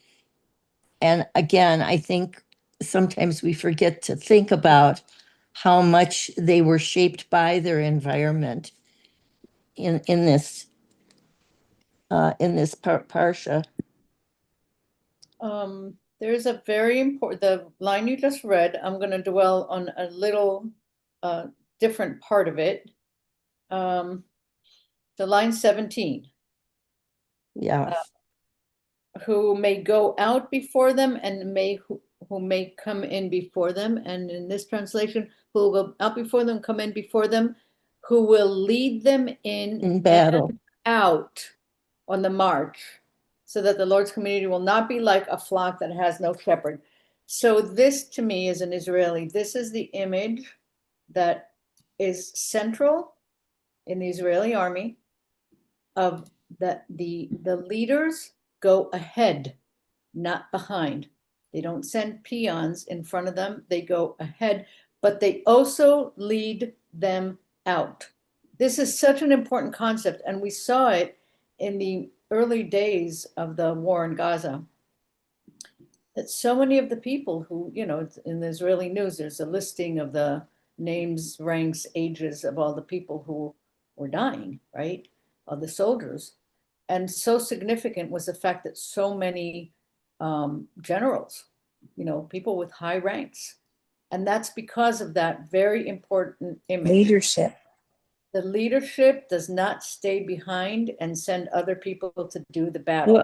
Well, this is also interesting because we're assuming that their personal merits as leaders qualify them to do this, and also that Moses was not allowed to do. I mean, he did not get to lead them into the promised land. Also very interesting, because he struck the rock. I don't know. Well, you instead of know, we speaking to can't it, help, but we have to think that because all those are mentioned in the same paragraph, so that reference Yeah. back to the May, Right. yeah, clearly, but the idea, yeah, I'm just gonna stop and listen to Alan instead. I think I said what I wanted. Well, I wanted to ask about it's line 21 that and before Eleazar the priest he shall stand and inquire of him for the ruling of the Urim before the Lord.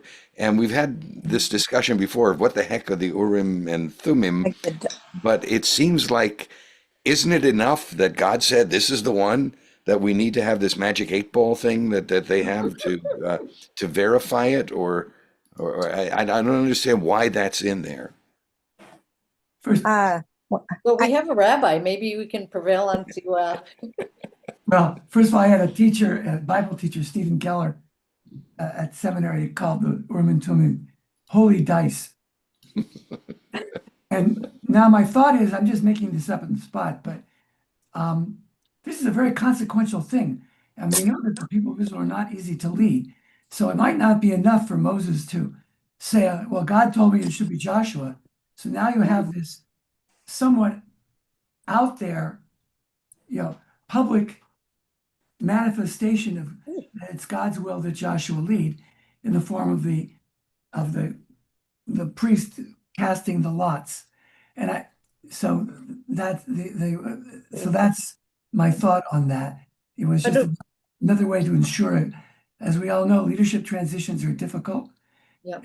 And of even Yehuda, I have a great piece on that if you want me to share it later about absolutely. why Moses Well, couldn't go in.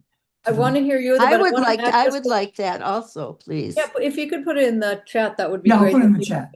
yeah, Download it. right. I just want to add before I go to you that to the point that you're making, because there's also that mysterious little thing which maybe has no significance, but God tells Moses to lay a hand and he lays both hands. Hmm. So there's, Hmm. he's understanding it to a deeper level. He's taking it more, he's putting even more weight on it, even, the mystery of the Urim and Tumim, but also the I'm bringing all of me into this, laying two hands on. Okay, now sorry. I have a number of thoughts on this.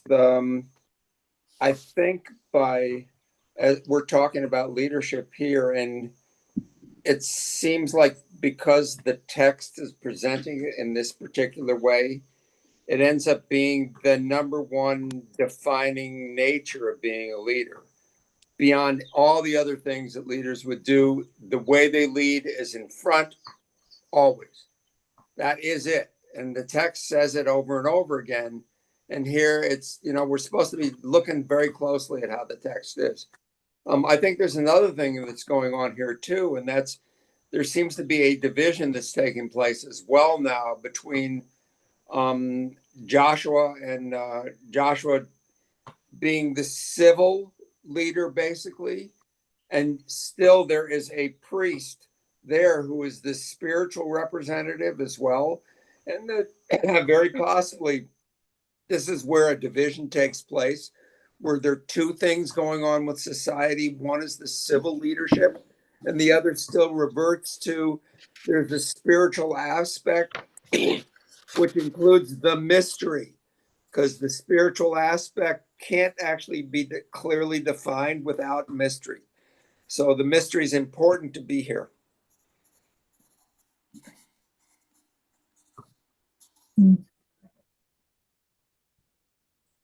Even my hand is up and I don't see anybody else. Can I go? Oh, yeah. Sorry, I'm muted. I'm I trying to just- call on you and Oh, I'm muted. but you're not showing me. And I went, okay. Anyway, I agree with what Rabbi Pressman said. I would just add to that, the idea of doing it in public is because somebody has to bear witness. Alan, you should know this by now. It's, after every doubt that the children of Israel had, they're just going to take Moshe's word for anything, they're stiff-necked people, right? I'm just throwing half jokingly, but, that's so important in anything done in the public sphere. And the real question is, to me, it almost goes into physics, the idea of entropy. How can one create a nation you can't have an organization if everybody's going off doing their own thing. I mean, I keep thinking in modern times, and they talked about the uprising and the Occupy Wall Street and everything, and why that ultimately failed, because they were trying to have leadership by consensus or have it all come out naturally, and that everybody was equal. But that just created, ultimately, it was impractical, because somebody sort of has to be at the front of the line, like you're talking about. It's human nature, and it's the way we exist in these bodies on earth.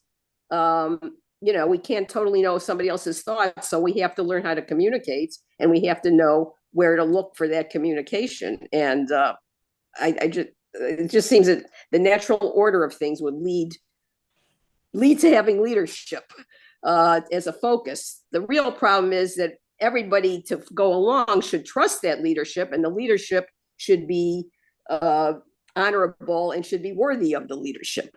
So that's maybe in modern times. I mean, through all this, we're saying the leaders that prevailed and survived was because they heard the word of God, and they were the ones that were worthy of the task, as difficult as it was, and many who didn't want it, Moses being one of the primary ones. I'm just wondering, about the whole leadership thing. I can see why God would have chose Joshua, because after all, he went into there ahead of time and knew the way, knew the routes to lead the people. But how come Nun wasn't chosen also? He also knew the way into the Holy Land. Generational, Yeah, I think, yeah. clean the new generation. Because Joshua Nun was his father. Do you mean Caleb? Or maybe, I don't know. He was the other guy with Joshua. Who are the two spies? Yeah. Oh, I thought you meant Joshua as opposed to Nun, his father, because he's refers to Yoshua bin Nun. So that's my reference. But you're asking about why did Caleb not? Oh yeah, I had it mixed up. I'm sorry. Yeah. He was the other guy, the other spy. Mhm. Caleb. Yeah. Yeah, okay, I had that mixed up. Sorry. Yeah. I mean, if they both knew how to get there, what differentiated them?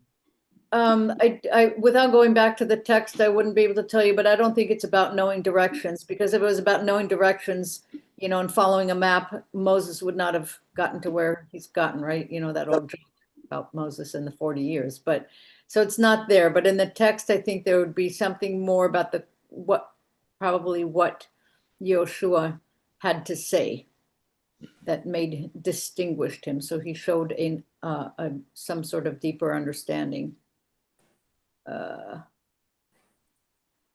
Okay, who put this in the chat? I'm having trouble with the new format. Who put this in the chat about? Oh, Danny. Okay, regarding.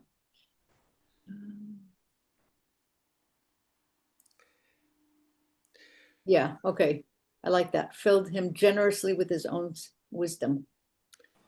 By the way, the chat is saved, so I will email it to everybody if you'd like, and that way you won't have That'd be great. copying this down. I'll do that after the session's over. Yeah, when I open my computer after we have Torah study, my whole bar on top is like everything I've tried to save from the chat for reading later. Go ahead, Yehuda. I think we also have this wonderful model within our own American society that George Washington similarly realizes how important it is for him to stop being president after 2 terms, so that leadership actually is something that passes easily from one to another. And this historically, I mean, the founders read the Bible a lot. They're all highly versed in the Bible. And I can't help but think that Washington took, part of his understanding of the actions he needed to take directly from his own readings. I agree.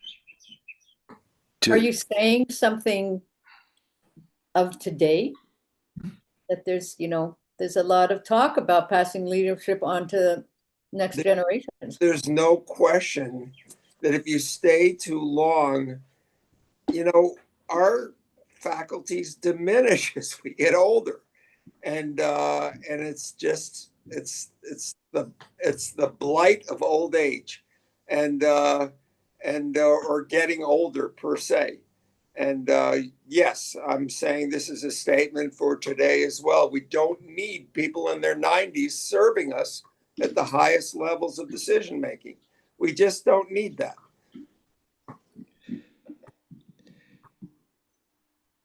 I wanted to toss in two thoughts. One is something I remember from a college course in Middle Eastern history, and that is that one of the issues that we still are dealing with today is that Muhammad never set up a succession. So throughout the history of the Muslim world, there have been, in some cases, very violent episodes of succession because there was no clear pattern of how you choose a leader that was established to follow Muhammad, and that was something, not necessarily that it was a lack, but it's something that was essentially colored the rest of their future.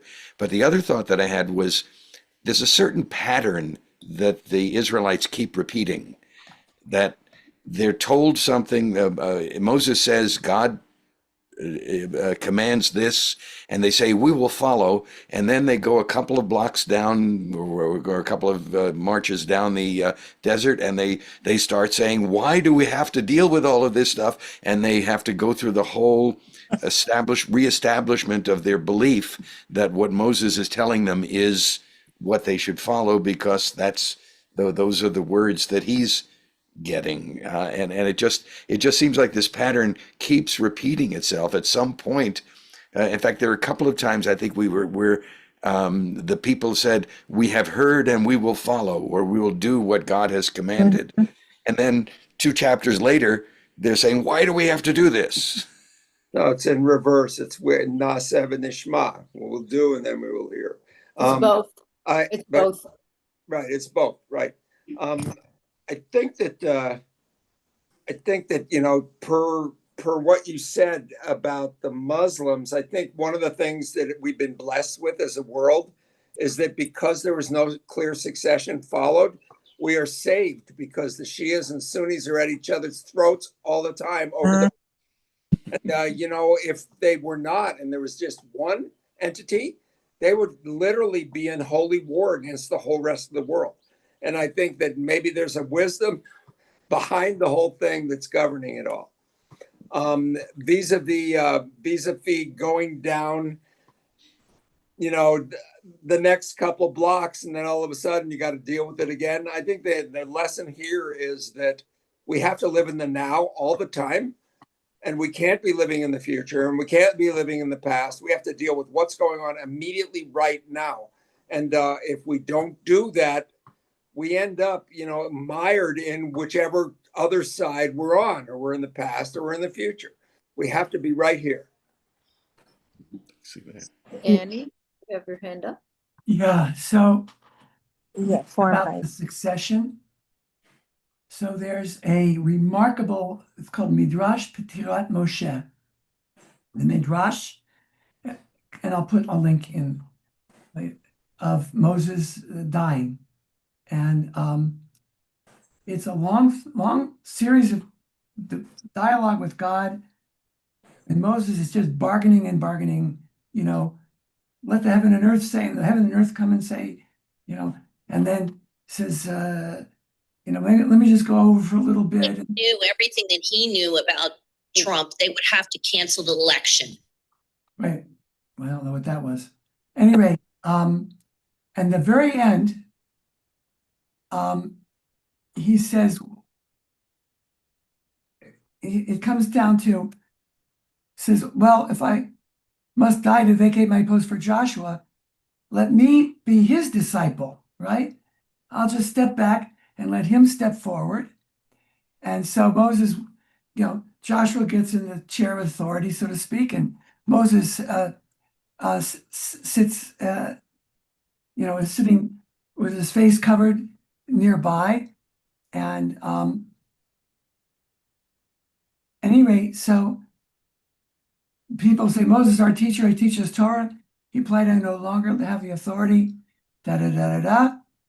So they submit to Joshua. And then as they entered the tent of meeting, the pillar of cloud came down and formed a partition between Moses and Joshua. After the cloud departed, Moses went to Joshua and said, what did the word say to you? What did God say? Joshua replied, when the word used to reveal itself to you, did I know what it said to you? In that instant, Moses cried out in anguish and said, rather 100 deaths than a single pang of envy. Master of the universe, until now I sought life, but now my soul is surrendered to you. And that's when God says, the time has come for you to depart from this world. So it's about what it means to give up authority. I don't know if everybody finds this as meaningful as I do, but as the chair of our ethics committee, sometimes we had to deal with rabbis emeritus who were having trouble letting go. So at any rate, I think that's just an amazing insight. Another reason why Moses couldn't just hand it over to Joshua and be a follower. It had to end on the other side of the Jordan. Anyway. Ruth Ellen? Yeah, what Rabbi Daniel said just maybe said, think of what Yehuda said about George Washington. It was the same thing. Like, no, always leave him wanting more. I read, or that's why Johnny Carson retired before he was. But I just want to bring something up because it struck me that ties this whole thing together from something Rabbi Sachs said, which was with regard to the validity or the rightness of what Pinchas did. At one point, he talks about, well, if Hashem gave, well, it's funny the way it's translated here, is that he placed upon Pinchas this oath of peace, or whatever term they used. Here they say friendship. In Sefaria, they use the word friendship. And in what Alan put up, it said peace. But the point is, well, this made him so special. Why then was the mantle not passed on to him as the leader? And what Rabbi Sachs described it as, because a zealot is not what's called for to lead a whole people. You need deliberation. So I partly say, this is an example of the division of labor. And then on top of that, as I look at it, because Pinchas was from the priestly class, and Joshua wasn't, to Yehuda's point, his mantle was going to be carrying on through the Levite line, in a different area, just as important, which is maintaining the tent of meeting, maintaining the tent of meeting and all that stuff, and being there as the spiritual, in a spiritual leading capacity. So I just think it's the way it tied those two things together at the beginning and the end. I have this theory, which I'm sure is not original, because I think everything that I arrive at, I've read somewhere, and it just kind of, when my brain is ready, it finds a place to sit in there. But I really feel, and I say feel, that Moses's relationship with God meant that God spared him seeing what actually happens in the promised land. Where does this thought come from? I must have read it somewhere in my past. I feel like that is the real thing that I believe. Moses was not punished. No, it wasn't anything about that. Because in the relationship that we learn that is established between Moses and God, I can't believe that there's a punishment involved. I think he was spared. I agree with you. He was graced with not seeing what actually happens. And how this pertains to leadership, surely we don't need to look farther than the last year or so in our collective American history in saying that is a mistake as a society, that we do not encourage people to plan ahead. There's some fear about this idea of death. So, back me up, Alan, in our board meetings, if you divided out how much time are we spending on the cemetery committee compared to the rest of the meeting, it's this thing that someone is trying to tell us, life goes in one direction You got to plan. It might be unpleasant, but you got to plan. And this is where Moses, like, it's going to be unpleasant, but you got to do this because it's not about you. It's about what you are leaving for the rest of the people, your own children, all the Israelites, whatever. You can expand that, but it is a grace offered to Moses. You don't have to see. With all of the meticulousness of the teachings, they're going to keep doing rotten things, and you don't need to see it. I hate to kvetch, Do you? but Yeah. I hate to kvetch, but imagining at 77, all the aches and pains I got, Moses said 120 would probably be relieved, you know? Amen. I do want to point out before we go to Ruth Ellen that Moses is considered to have died in a good old age, b'seiva tova. And when you wish someone to live to 120, you're not wishing them to live to the time where everything hurts. You wish them to have a good old age because in some ways, because of the limitations of the body over age, there is more time for other aspects of life to manifest. And, you know, we tend to think of wisdom being something that you earn over a lifetime. We don't associate wisdom with young people. We Right. don't say when you get old, you're not relevant. We say you're relevant in a different way. Maybe we're not going to ask you to be the one to cut a big branch off a tree.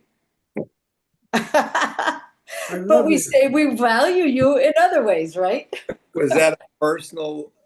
Yes. Yeah. Yes. Okay, Ruth Ellen, sorry I jumped ahead of you. I seem to have a lot to say today. Thanks for bearing with me. I'm just now starting to think a little bit about this on a different plane, in a more psychological, psychiatric way, because we often talk about how Moshe seems to be one of the most human and humble of all our leaders, right? And then we look at the idea of George Washington knowing when to leave and when some people don't. And then we look at modern times and how people feel they want to, the fear of death, the fear of the unknown, they want to put off talking about that. And I think when you get closer to the end of your life, you start asking yourself, what have I done? What have I achieved? Even somebody like Moshe, part of them is still saying, but I could have done this, but maybe if you give me 2 more minutes, maybe if you give me 2 more months, I can do this. And I allude to that as well in terms, or not exactly politics, but you know, the whole idea of leaders knowing when to leave, to Yehuda's point, and what happened in the last election. I never want to use one single Example. measure to decide whether someone is worthy to do a certain task or to be in a certain position, because age alone is not going to be the direct and the only factor that's going to be able to predict someone's abilities. And you know, I was thinking back, if FDR was going to his 3rd term and in the time of what was going on in that world, and he was the right person for the right time, forget being sick. I mean, if he was only just 90, you know, they hid that he had polio because people thought that would be too much of a defect. I shudder to think, as much as I know there are people who vilify Roosevelt, I shudder to think if he hadn't, or even Lincoln, you know, if people hadn't come at the right place at the right time, I wouldn't have dismissed them solely because of their age any more than I would a modern leader. But to the degree that people themselves can't recognize when it's time to step down, vis-a-vis our last president, I don't totally blame them, because they have this whole history of what they've done and feel like, oh, well, what is my legacy going to be? To some degree, it's maybe their own egos and their own maybe it's not the most noble thing, because it's partly their ego is saying, but some people have good intentions and it's just feel, wait, I need more time, which is the thing we all say, because that's the one thing we don't have an infinite amount of. Sarah? I think it is their ego, because I could, think of some examples. For example, Ruth Bader Ginsburg. Did I say her name right? Think about our Supreme Court. What if here's a brilliant woman, yet don't tell me she's not brilliant enough to think of that maybe I should retire. I'm old. So it's got to be ego that gets in the way Biden, the same thing. Think about, if he had dropped out earlier. I mean, these are a lot of what ifs, Yeah. but And we have they're to, after the fact, and it they're after doesn't the fact. matter. I I'm mean, saying, we have to think what would have happened had there been more time to pick another candidate instead of rushing we Harris could in say there. that, but if we were in their shoes, everybody goes through this at the end of It's their still life. ego. I know, It I'm not doesn't saying that. matter I- whose I'm just, shoes but, you're in. Power is hard to but give I up. don't want to be the one to totally critique them, because I think all human beings would have that inclination, whether it was for nefarious reasons or out of pure. She agrees. I think there are some people who Just a would, hard, but it's a difficult thing to give up how that hard much it power. is. I It's know. very difficult, but I don't think it has, that's why I say these are not people who are without wisdom. They're not. They're smart people. They've been around the justice system. It's not like they don't know law or justice or any, I mean, they do. So it's got to be ego and power. And this is the problem with everything is power is hard to give up. And you think that you're the reason why everything has gone, so well. In I would reality, only say, when you say it's gotta be ego and power, what what I'm else saying could is, it no, it be? doesn't gotta be. It may well likely be, but I don't think we should totally assume that.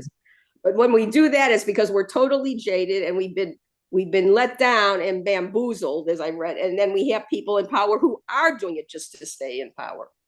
And Well, uh, I mean, every individual case is different. I agree with that, but I think tons of people told Biden, for example, to quit, and he didn't listen to anybody. And still today, he probably thinks that had he had another chance, he would have beat Trump in the election. Still to this day. Okay, wait. We're straying here. All That's right, okay. I don't want to stray too much. I just want to stay on this topic that I brought up. That sometimes staying in power too long can be also a negative thing because the way that you're leading is not what is needed anymore. I want to hear David, Kavika, and then Danny. Great. Yeah, no, I hear all of that, and I just wanted to throw in that President Obama at the time did approach Ruth Bader Ginsburg and requested that she consider resigning while he was still president, and she refused. Yeah. What if now maybe Mitch McConnell and the Senate might have done some shenanigans, concerning the open seat, like they did with what's his name? Yeah, but that was later, so I don't Right. know how he would have blocked it if she had given up the bench sooner. It would have been, would it not have, I'll put it in a question, would it not have been a clear appointment by Obama? Yeah, well, they Or tried not by Obama, but would it not have been under his administration? but don't you remember the nonsense that they pulled with it saying that it was too close to the election? That wasn't Ruth Gator No, that was different one. the devil's in the details. I only say real fast because I think it'll, and David will probably say this too, because at the time Obama asked her, the Senate was a Democratic majority. That's the Right. only reason it would have, and I believe, if I'm not mistaken. So I Right. want to hear Danny, and then also point out that we had the same discussion because time-wise, when we read Pinchas last year, this was real. This Yeah. was actually happening. So we had Right. this very in-depth discussion. So yes, it is relevant. So I'm Go going ahead, Danny. I'm going to steer this differently. Good. And just two brief things. First is one of my teachers, who was a retired rabbi, we had the class in practical rabbinics, which means how to do a wedding and stuff like that. And the only thing I remember from that class is that he said, if you ever get up in the morning and you look in the mirror and you say, "Good morning, Rabbi," you're in trouble. So, there's a concept. I've done a lot of reading in the leadership literature, a lot of thinking about this. The concept of the servant leader, that is the Jewish concept. That's What right. is Moshe called? Evet Hashem, Yeah. the servant of the Lord. Because the line between that and zealotry is thin. The line, I mean, because if we think of zealotry in the definition we talked about earlier, in one of the definitions, it is one who believes something so strongly they're going to beat others into believing the same thing. Right. So, You know where that goes. but I think that there's a difference between zeal and zealotry. Right. If someone does their job zealously, we Yes. don't think they're a zealot. They're just really dedicated to it. And that could lead people astray too. My point is that if the job of being a leader is something that you don't find humbling, but rather you find it builds up your ego, then you're not paying attention, Right. not fit to be a leader. That's what I would say. I agree. Yeah. Someone had their hand up. I don't know. Marilyn, is your hand up? No, or I you- was just in agreement. I'm in agreement with what he just said. Rabbi. There's the idea of being a servant, of having a servant's heart that qualifies you for leadership. But without that, you're gonna go off the path.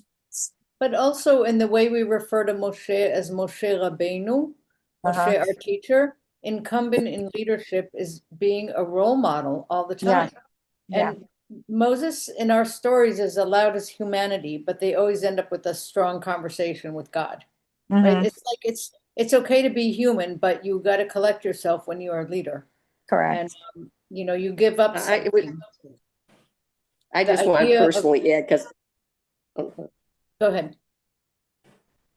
no, I didn't know if you were done or not. I just, instead of raising my hand, just a little finish. I think you have to ask yourself how often Moses himself has the conversation in his own mind about what's the best way to lead the Jewish people. Because it's the conversations he's having with God, but it's not about projecting forward, what's the best way for him to be a leader for his people. Anyone else read Siddhartha? Yeah. Everybody probably. I mean, that was the whole point of that book.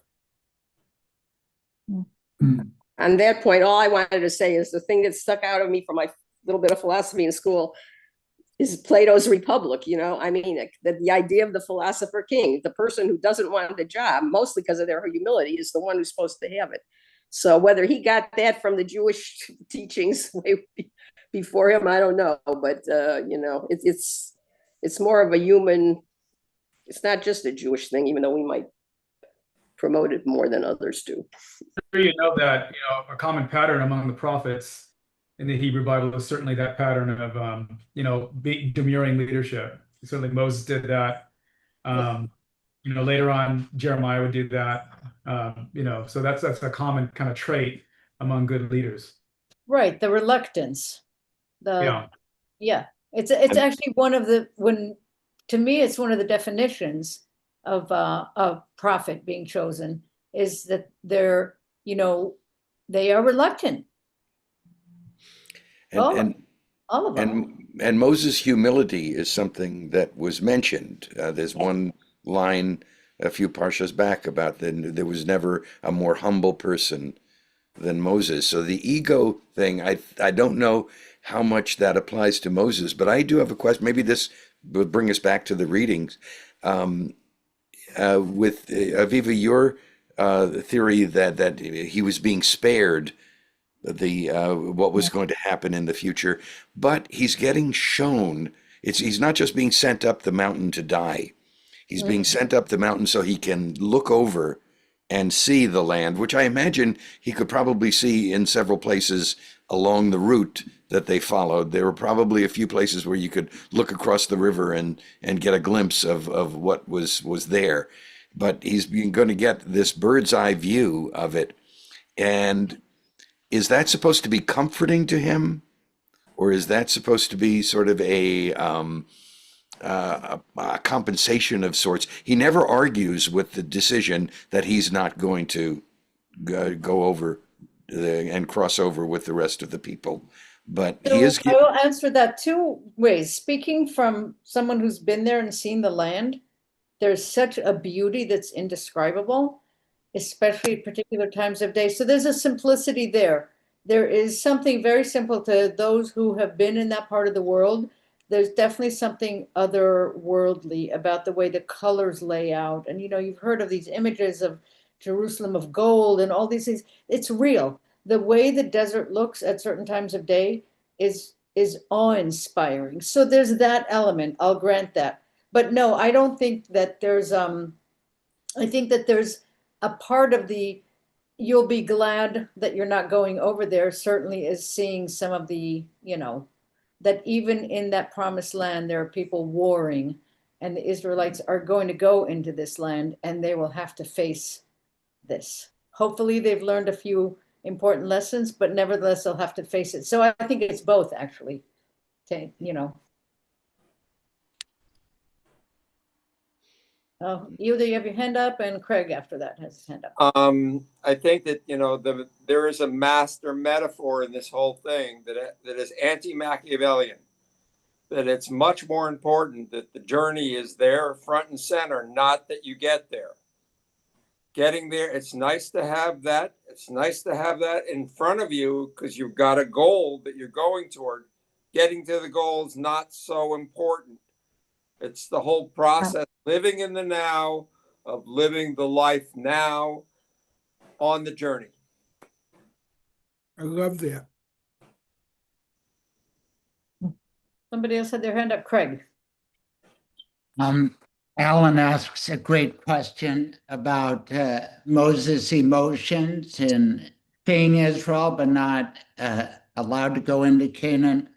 We remember Martin Luther King Jr. in his last speech to the garbage workers in Memphis on strike.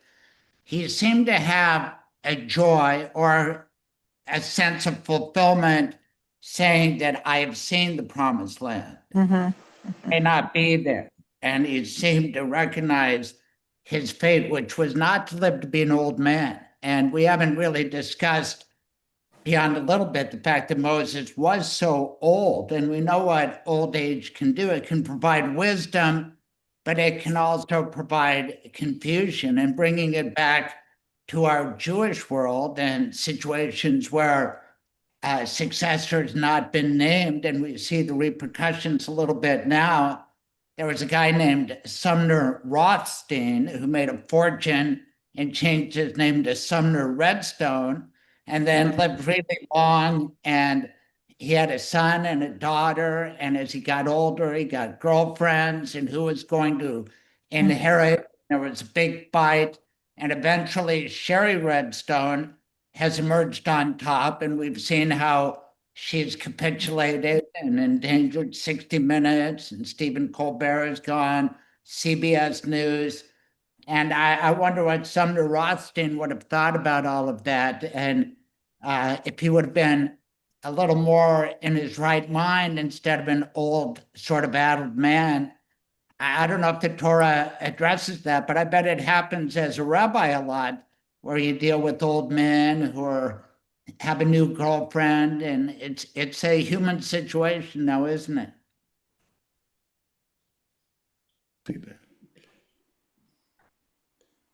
Daniel, your hands up.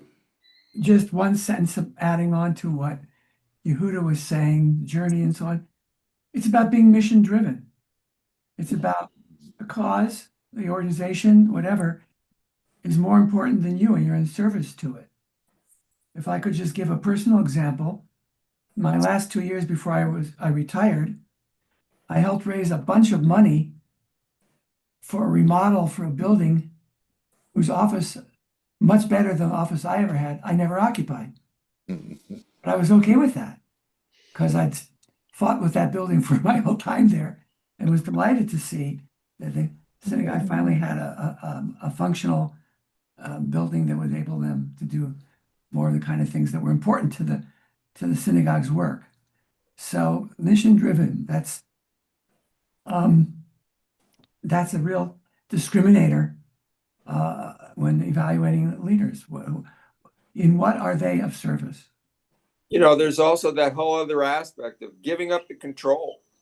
You know, there's a great example here locally at Kealakahey Intermediate School. The librarian there years ago was a guy named Lou Padovan, who spent a tremendous amount of energy raising money and building a $15 million library that was going to be on the first floor. And the way he got permission for it was the whole second floor was the new administration building. As soon as he retired, they closed the library. So, you know, part of this whole thing of, you know, you've got your journey, but also you are giving up control, that's probably the most heavy duty thing, because you think you're going over there and you set up the ship to go over there, and immediately you've given up control and the ship turns around and goes the other direction. Rebecca, you have your hand up. Can I ask who's on the iPhone there? Does anyone know? The box that says iPhone, I texted, I put a chat in there. Who is this? But I haven't heard. Oh, well. Well, we have, you know, Rachel, not Rachel. Who's your new president? Why can't I think of her name? Heather. Heather hasn't been. Heather. Today, yeah. Yeah. She has family visiting, so that may be why she's not Oh, here. God, my brain. But Go can ahead, I something just came to me that I feel I have to add today. In terms of Moshe, again, I'd like to look at it from a different point of view. Moshe Rabbeinu, our teacher, but in a lot of ways, he was a father figure, right? We, the children of Israel, the children of God, and in some ways, he gave up the normal position of fathering, of being there for his own sons, really, you know, to take on this mission that he didn't really want. And to the degree is, I would just also like to point out, maybe it was out of his love as well for the children of Israel, as angry as he could get at them and as stiff-necked as they could be, that he was afraid for them. That's why he wanted to see it all the way through. He was afraid for them once he was gone. But I mean, he recognized something in Joshua, but maybe now that I think about that too, maybe that's why, didn't that Parsha just say that Moshe asked Hashem to make the decision, didn't he? I mean, he was sort of sensing that he was ready. So I tend to go more on the side of Moshe's humility and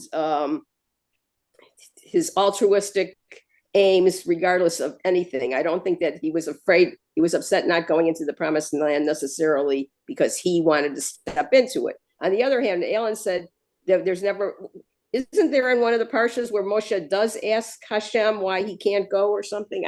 I thought there were periods, there were times when he says, well, will you change your mind?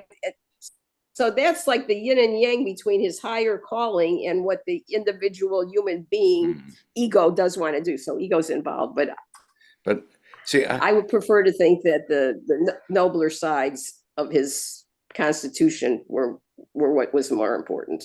See, I'm uncomfortable with the idea of Moses being in control. You know, we talk about a leader being in control.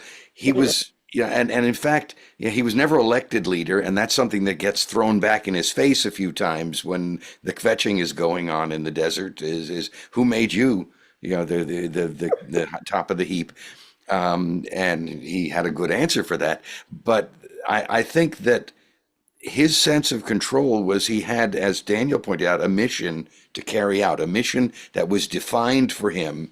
He was given this. If we accept how things are presented to us in the Torah, this wasn't Moses's plan. This was a divinely inspired plan.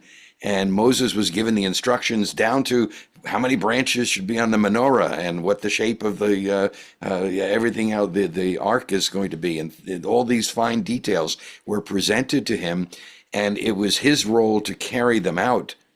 But he didn't necessarily, he wasn't necessarily in control. He had to go talk to the boss whenever a real decision had to be made, just like we saw with the what we read, the daughters, the plea for their inheritance. It was, well, I better talk to the manager, come back tomorrow. And All that I'm mentioning, it has to do with in his head.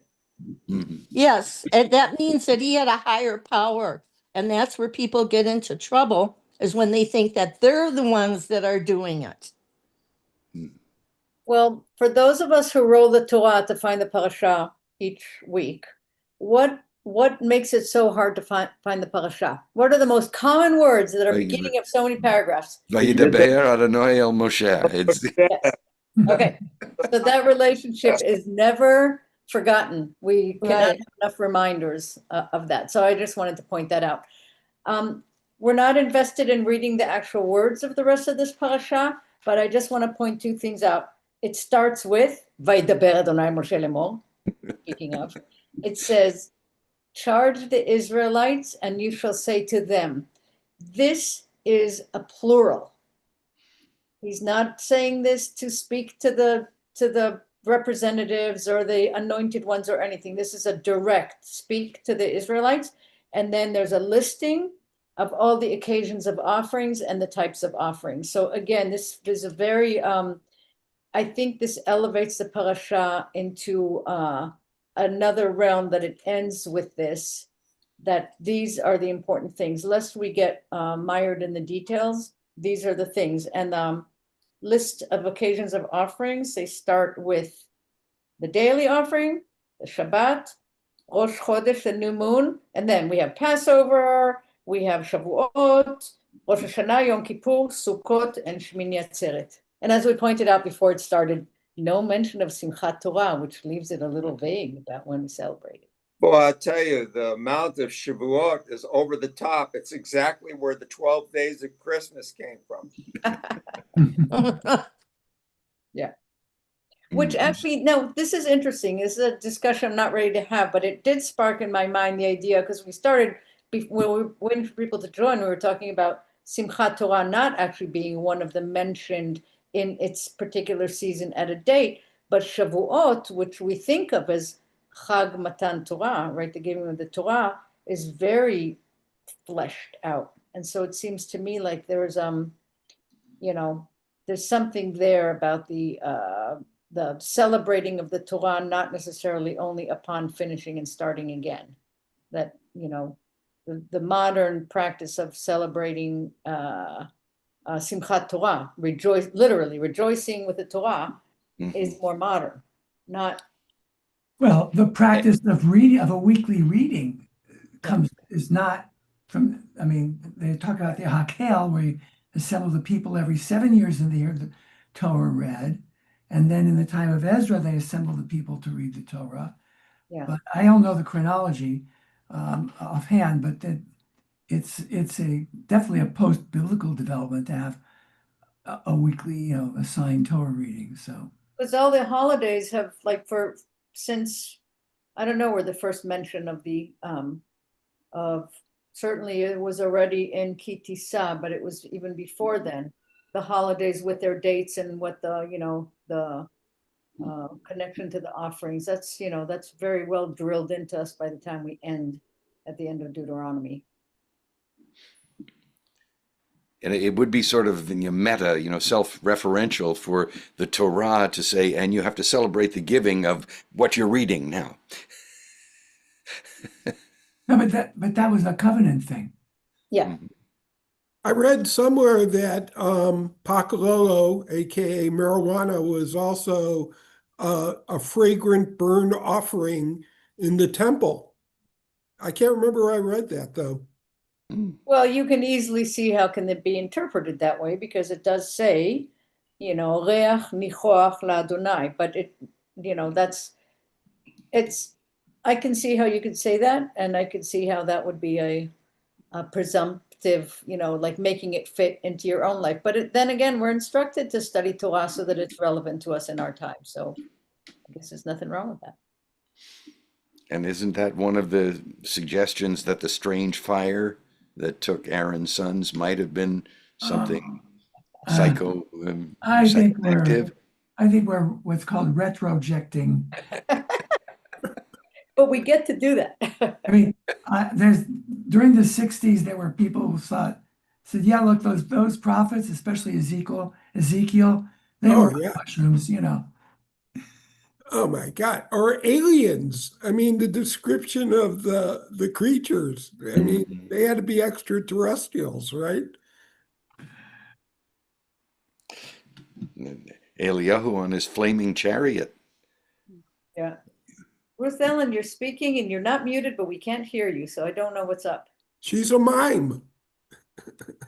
Yeah. No, you're not muted. I don't see your mute button on. But can Oh, you hear me there you now? Yes. Yes. now we can. All right. I think my iPad is dying and has too much memory. I should be changing it.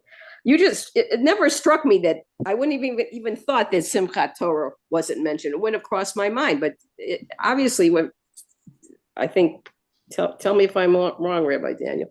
Obviously that had to be something from the post-temple period, you know? So, yeah.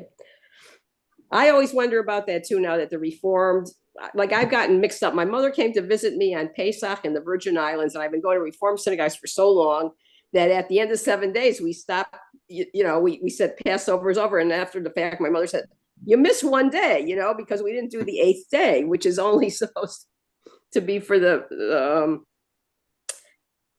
diaspora. And I kind of go at this point, maybe it's cheating, but I feel like it's not like we don't know what time it is in Israel, like we our calendars are much better. But so a lot of those holidays, they're always talking about it being 7 days if you read it in the Torah. But then if you grew up conservative or Orthodox in America, it was always 8. So I don't know. That's just. Mm-hmm. I think, Craig, you're either waving at someone or Yeah, want to say no, something. no, I am. I want to speak because I got a kick out of the discussion of mixing modern times with the biblical passages, the Torah, and your reliance on pronouns, which is different now. When you see them, you think maybe that refers to non-binary or whatever. And I know it had a different meaning then. But just back to Alan's question about Moses' feelings, I think we can all sort of relate because we all know we're going to die. And I had occasion, Heather gave me directions to the Jewish cemetery in Hilo, right? So I took the Saddle Road, and I'm a newcomer to the island, but it was thrilling to see Hilo below me. It'd be a new city. I've never really seen it before. So I felt a thrill. And then I'm thinking, I never really got to the cemetery because I wanted to explore so much more. But eventually I'm thinking about where I might be when I die. And so we all kind of think about where do we want to be when we die? Where do we want to be buried? And Moses thought about that too, I suppose, and God thought about it for him. Yeah, and my understanding of him putting both hands on Joshua instead of just the one that he was instructed is that he actually is he's doing the thing he's supposed to do, and it's relieving him of the burden. Like when we make plans, when we did the whole trust thing with our kids and they came to visit and we signed everything, we notarized everything, it was a relief to us, not to them. I mean, to them, the relief will come one day when they'll actually have to deal with it and it's organized and done, but they can't appreciate that right now. But we can appreciate what a relief it was to us to do it. Right. And if I never got down to Hilo, just maybe the knowledge that my boys could go to Hilo and it would be wonderful for them. We all want that for our children. And yes, absolutely. Yeah. I have an off the topic question since we're talking about cemeteries. I know at one time the synagogue was talking about getting a portion of the Hulai cemetery to be dedicated just for Jewish burials. Whatever happened to that idea? That probably a conversation for a different time, but it is not part of what's being worked on right now as cemetery plots for Jewish members. What the history of that, I'm not sure, but we can talk about it off, Yeah. the discussion now is plots in Hilo. Yeah, I Barry, know that's- Barry would have answers for that, but my understanding was it wasn't very receptive. That when they were approached, the reception was not very warm, and but Barry would have much more of the information on that history. And I think, Marilyn, are you trying to add something? Go ahead, unmute first. Yeah, I don't really know any more than that. I was working on it also, but I don't think it ever got past that point. No, because some of us would like to stay in Kona personally. Yeah. Well, Okay. should we? Board just- meeting. I just want to bring up the last lines of the parsha, just so that we have that at least completed for this week. Okay.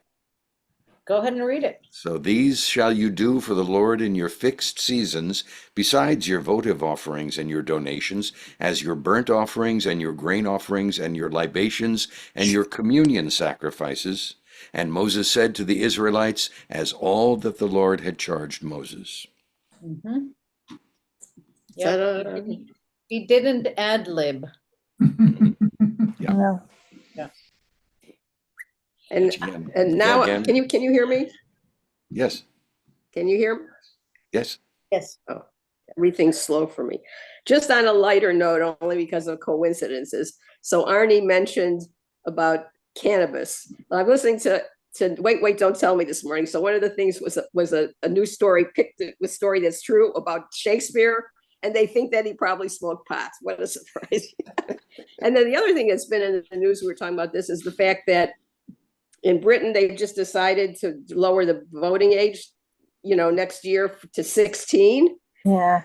And some, of course, it's almost like a kind of, not a gerrymandering, but it's like trying to control the vote because presumably the Liberal Party think that will give them an advantage. But then they also mentioned this morning that on the news that who is crying the loudest against this change, and the answer was the 16-year-olds themselves. I said, wait, our brains aren't formed yet. Our frontal lobes aren't formed. We're not ready to do this yet. So I just thought it was kind of funny because we're talking about responsibility and all that. So we can relate the biblical studies that we do to modern times on so many levels. Well, because I think that actually modern history proves that the voting age might need to be a little bit later, not earlier, because the ability to capture people's brains with, you name it, I'm just going to say social media, for example, and the ease at which people give up their brains for someone else to co-opt is very, very widespread, and it's going to have to come from young people, the resistance to it. Because it's not coming from the older generations, the resistance to say, wait a minute, give us a little bit of time. And then, the people don't get wiser because they have access to random information on the internet. That does not make them smarter or wiser. That's true. Craig, go ahead. Au contraire. Modern biology suggests your brain doesn't fully mature until you are 25. And does that mean that you're incapable before 25 or say after 85? It's an interesting thing to think about. And I never heard that word. I never heard that word in the Torah before. Communion. I thought that was a Christian concept, communion.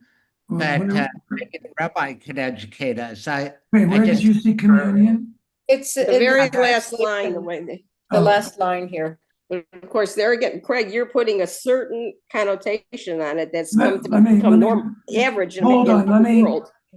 I think that's just an artifact. Let me see how what is it? It's 2939. Give me a second. I've got Safaria open here. I just didn't know communion was a Jewish concept. Well, the word can mean something else. It's not a big C communion like what they do in the Catholic Church. but the term still applies. He's translating. What's he translating? Doesn't it come from the term community? Shalmechem. Shalmechem. Shalmechem. So Yeah. JPS translated said offerings of well-beings. Yeah. It's just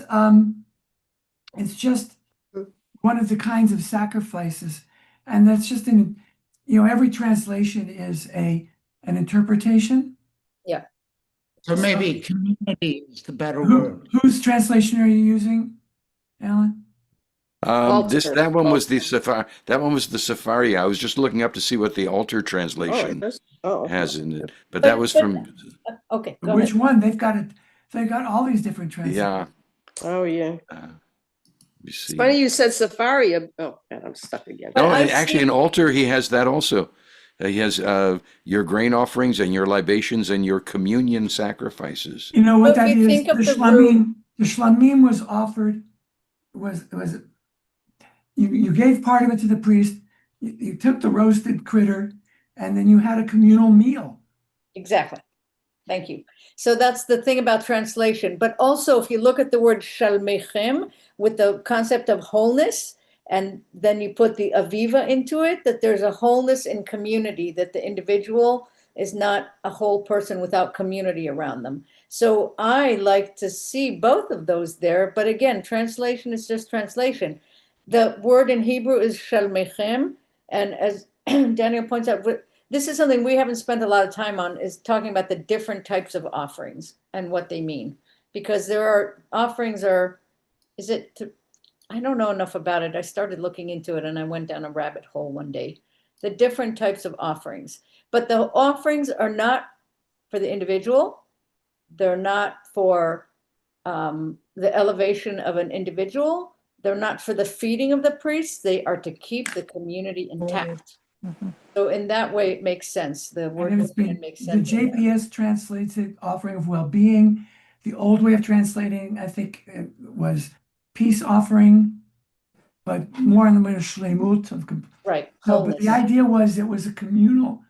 Or And community is it rather than associated- communion. Right.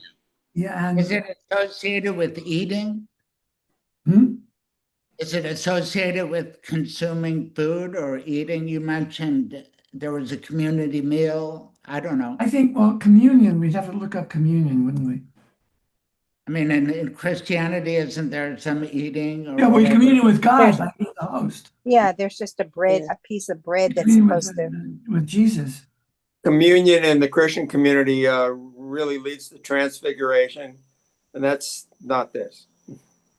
Right. I mean, think of how we use the word the commune. People lived in a commune, or a kibbutz is a kind of commune. It's a different. It's the same core source word, but it's a different connotation. To do things in concert with others, I think. I don't know what the. How about this for a definition? The sharing or exchanging of intimate thoughts and feelings, especially when the exchange is on a mental or spiritual level. Yeah, I'm looking at that That too. fits it. Communion with the dead, for example. That's what we've been doing all morning. Yeah. But you can commune with yourself then too, with your own mind. You didn't even mention, Alan, how many people have to be. If it has to be more than one person. Yeah, that's if they're Gemini. Well, I'm going to go ahead and take us off the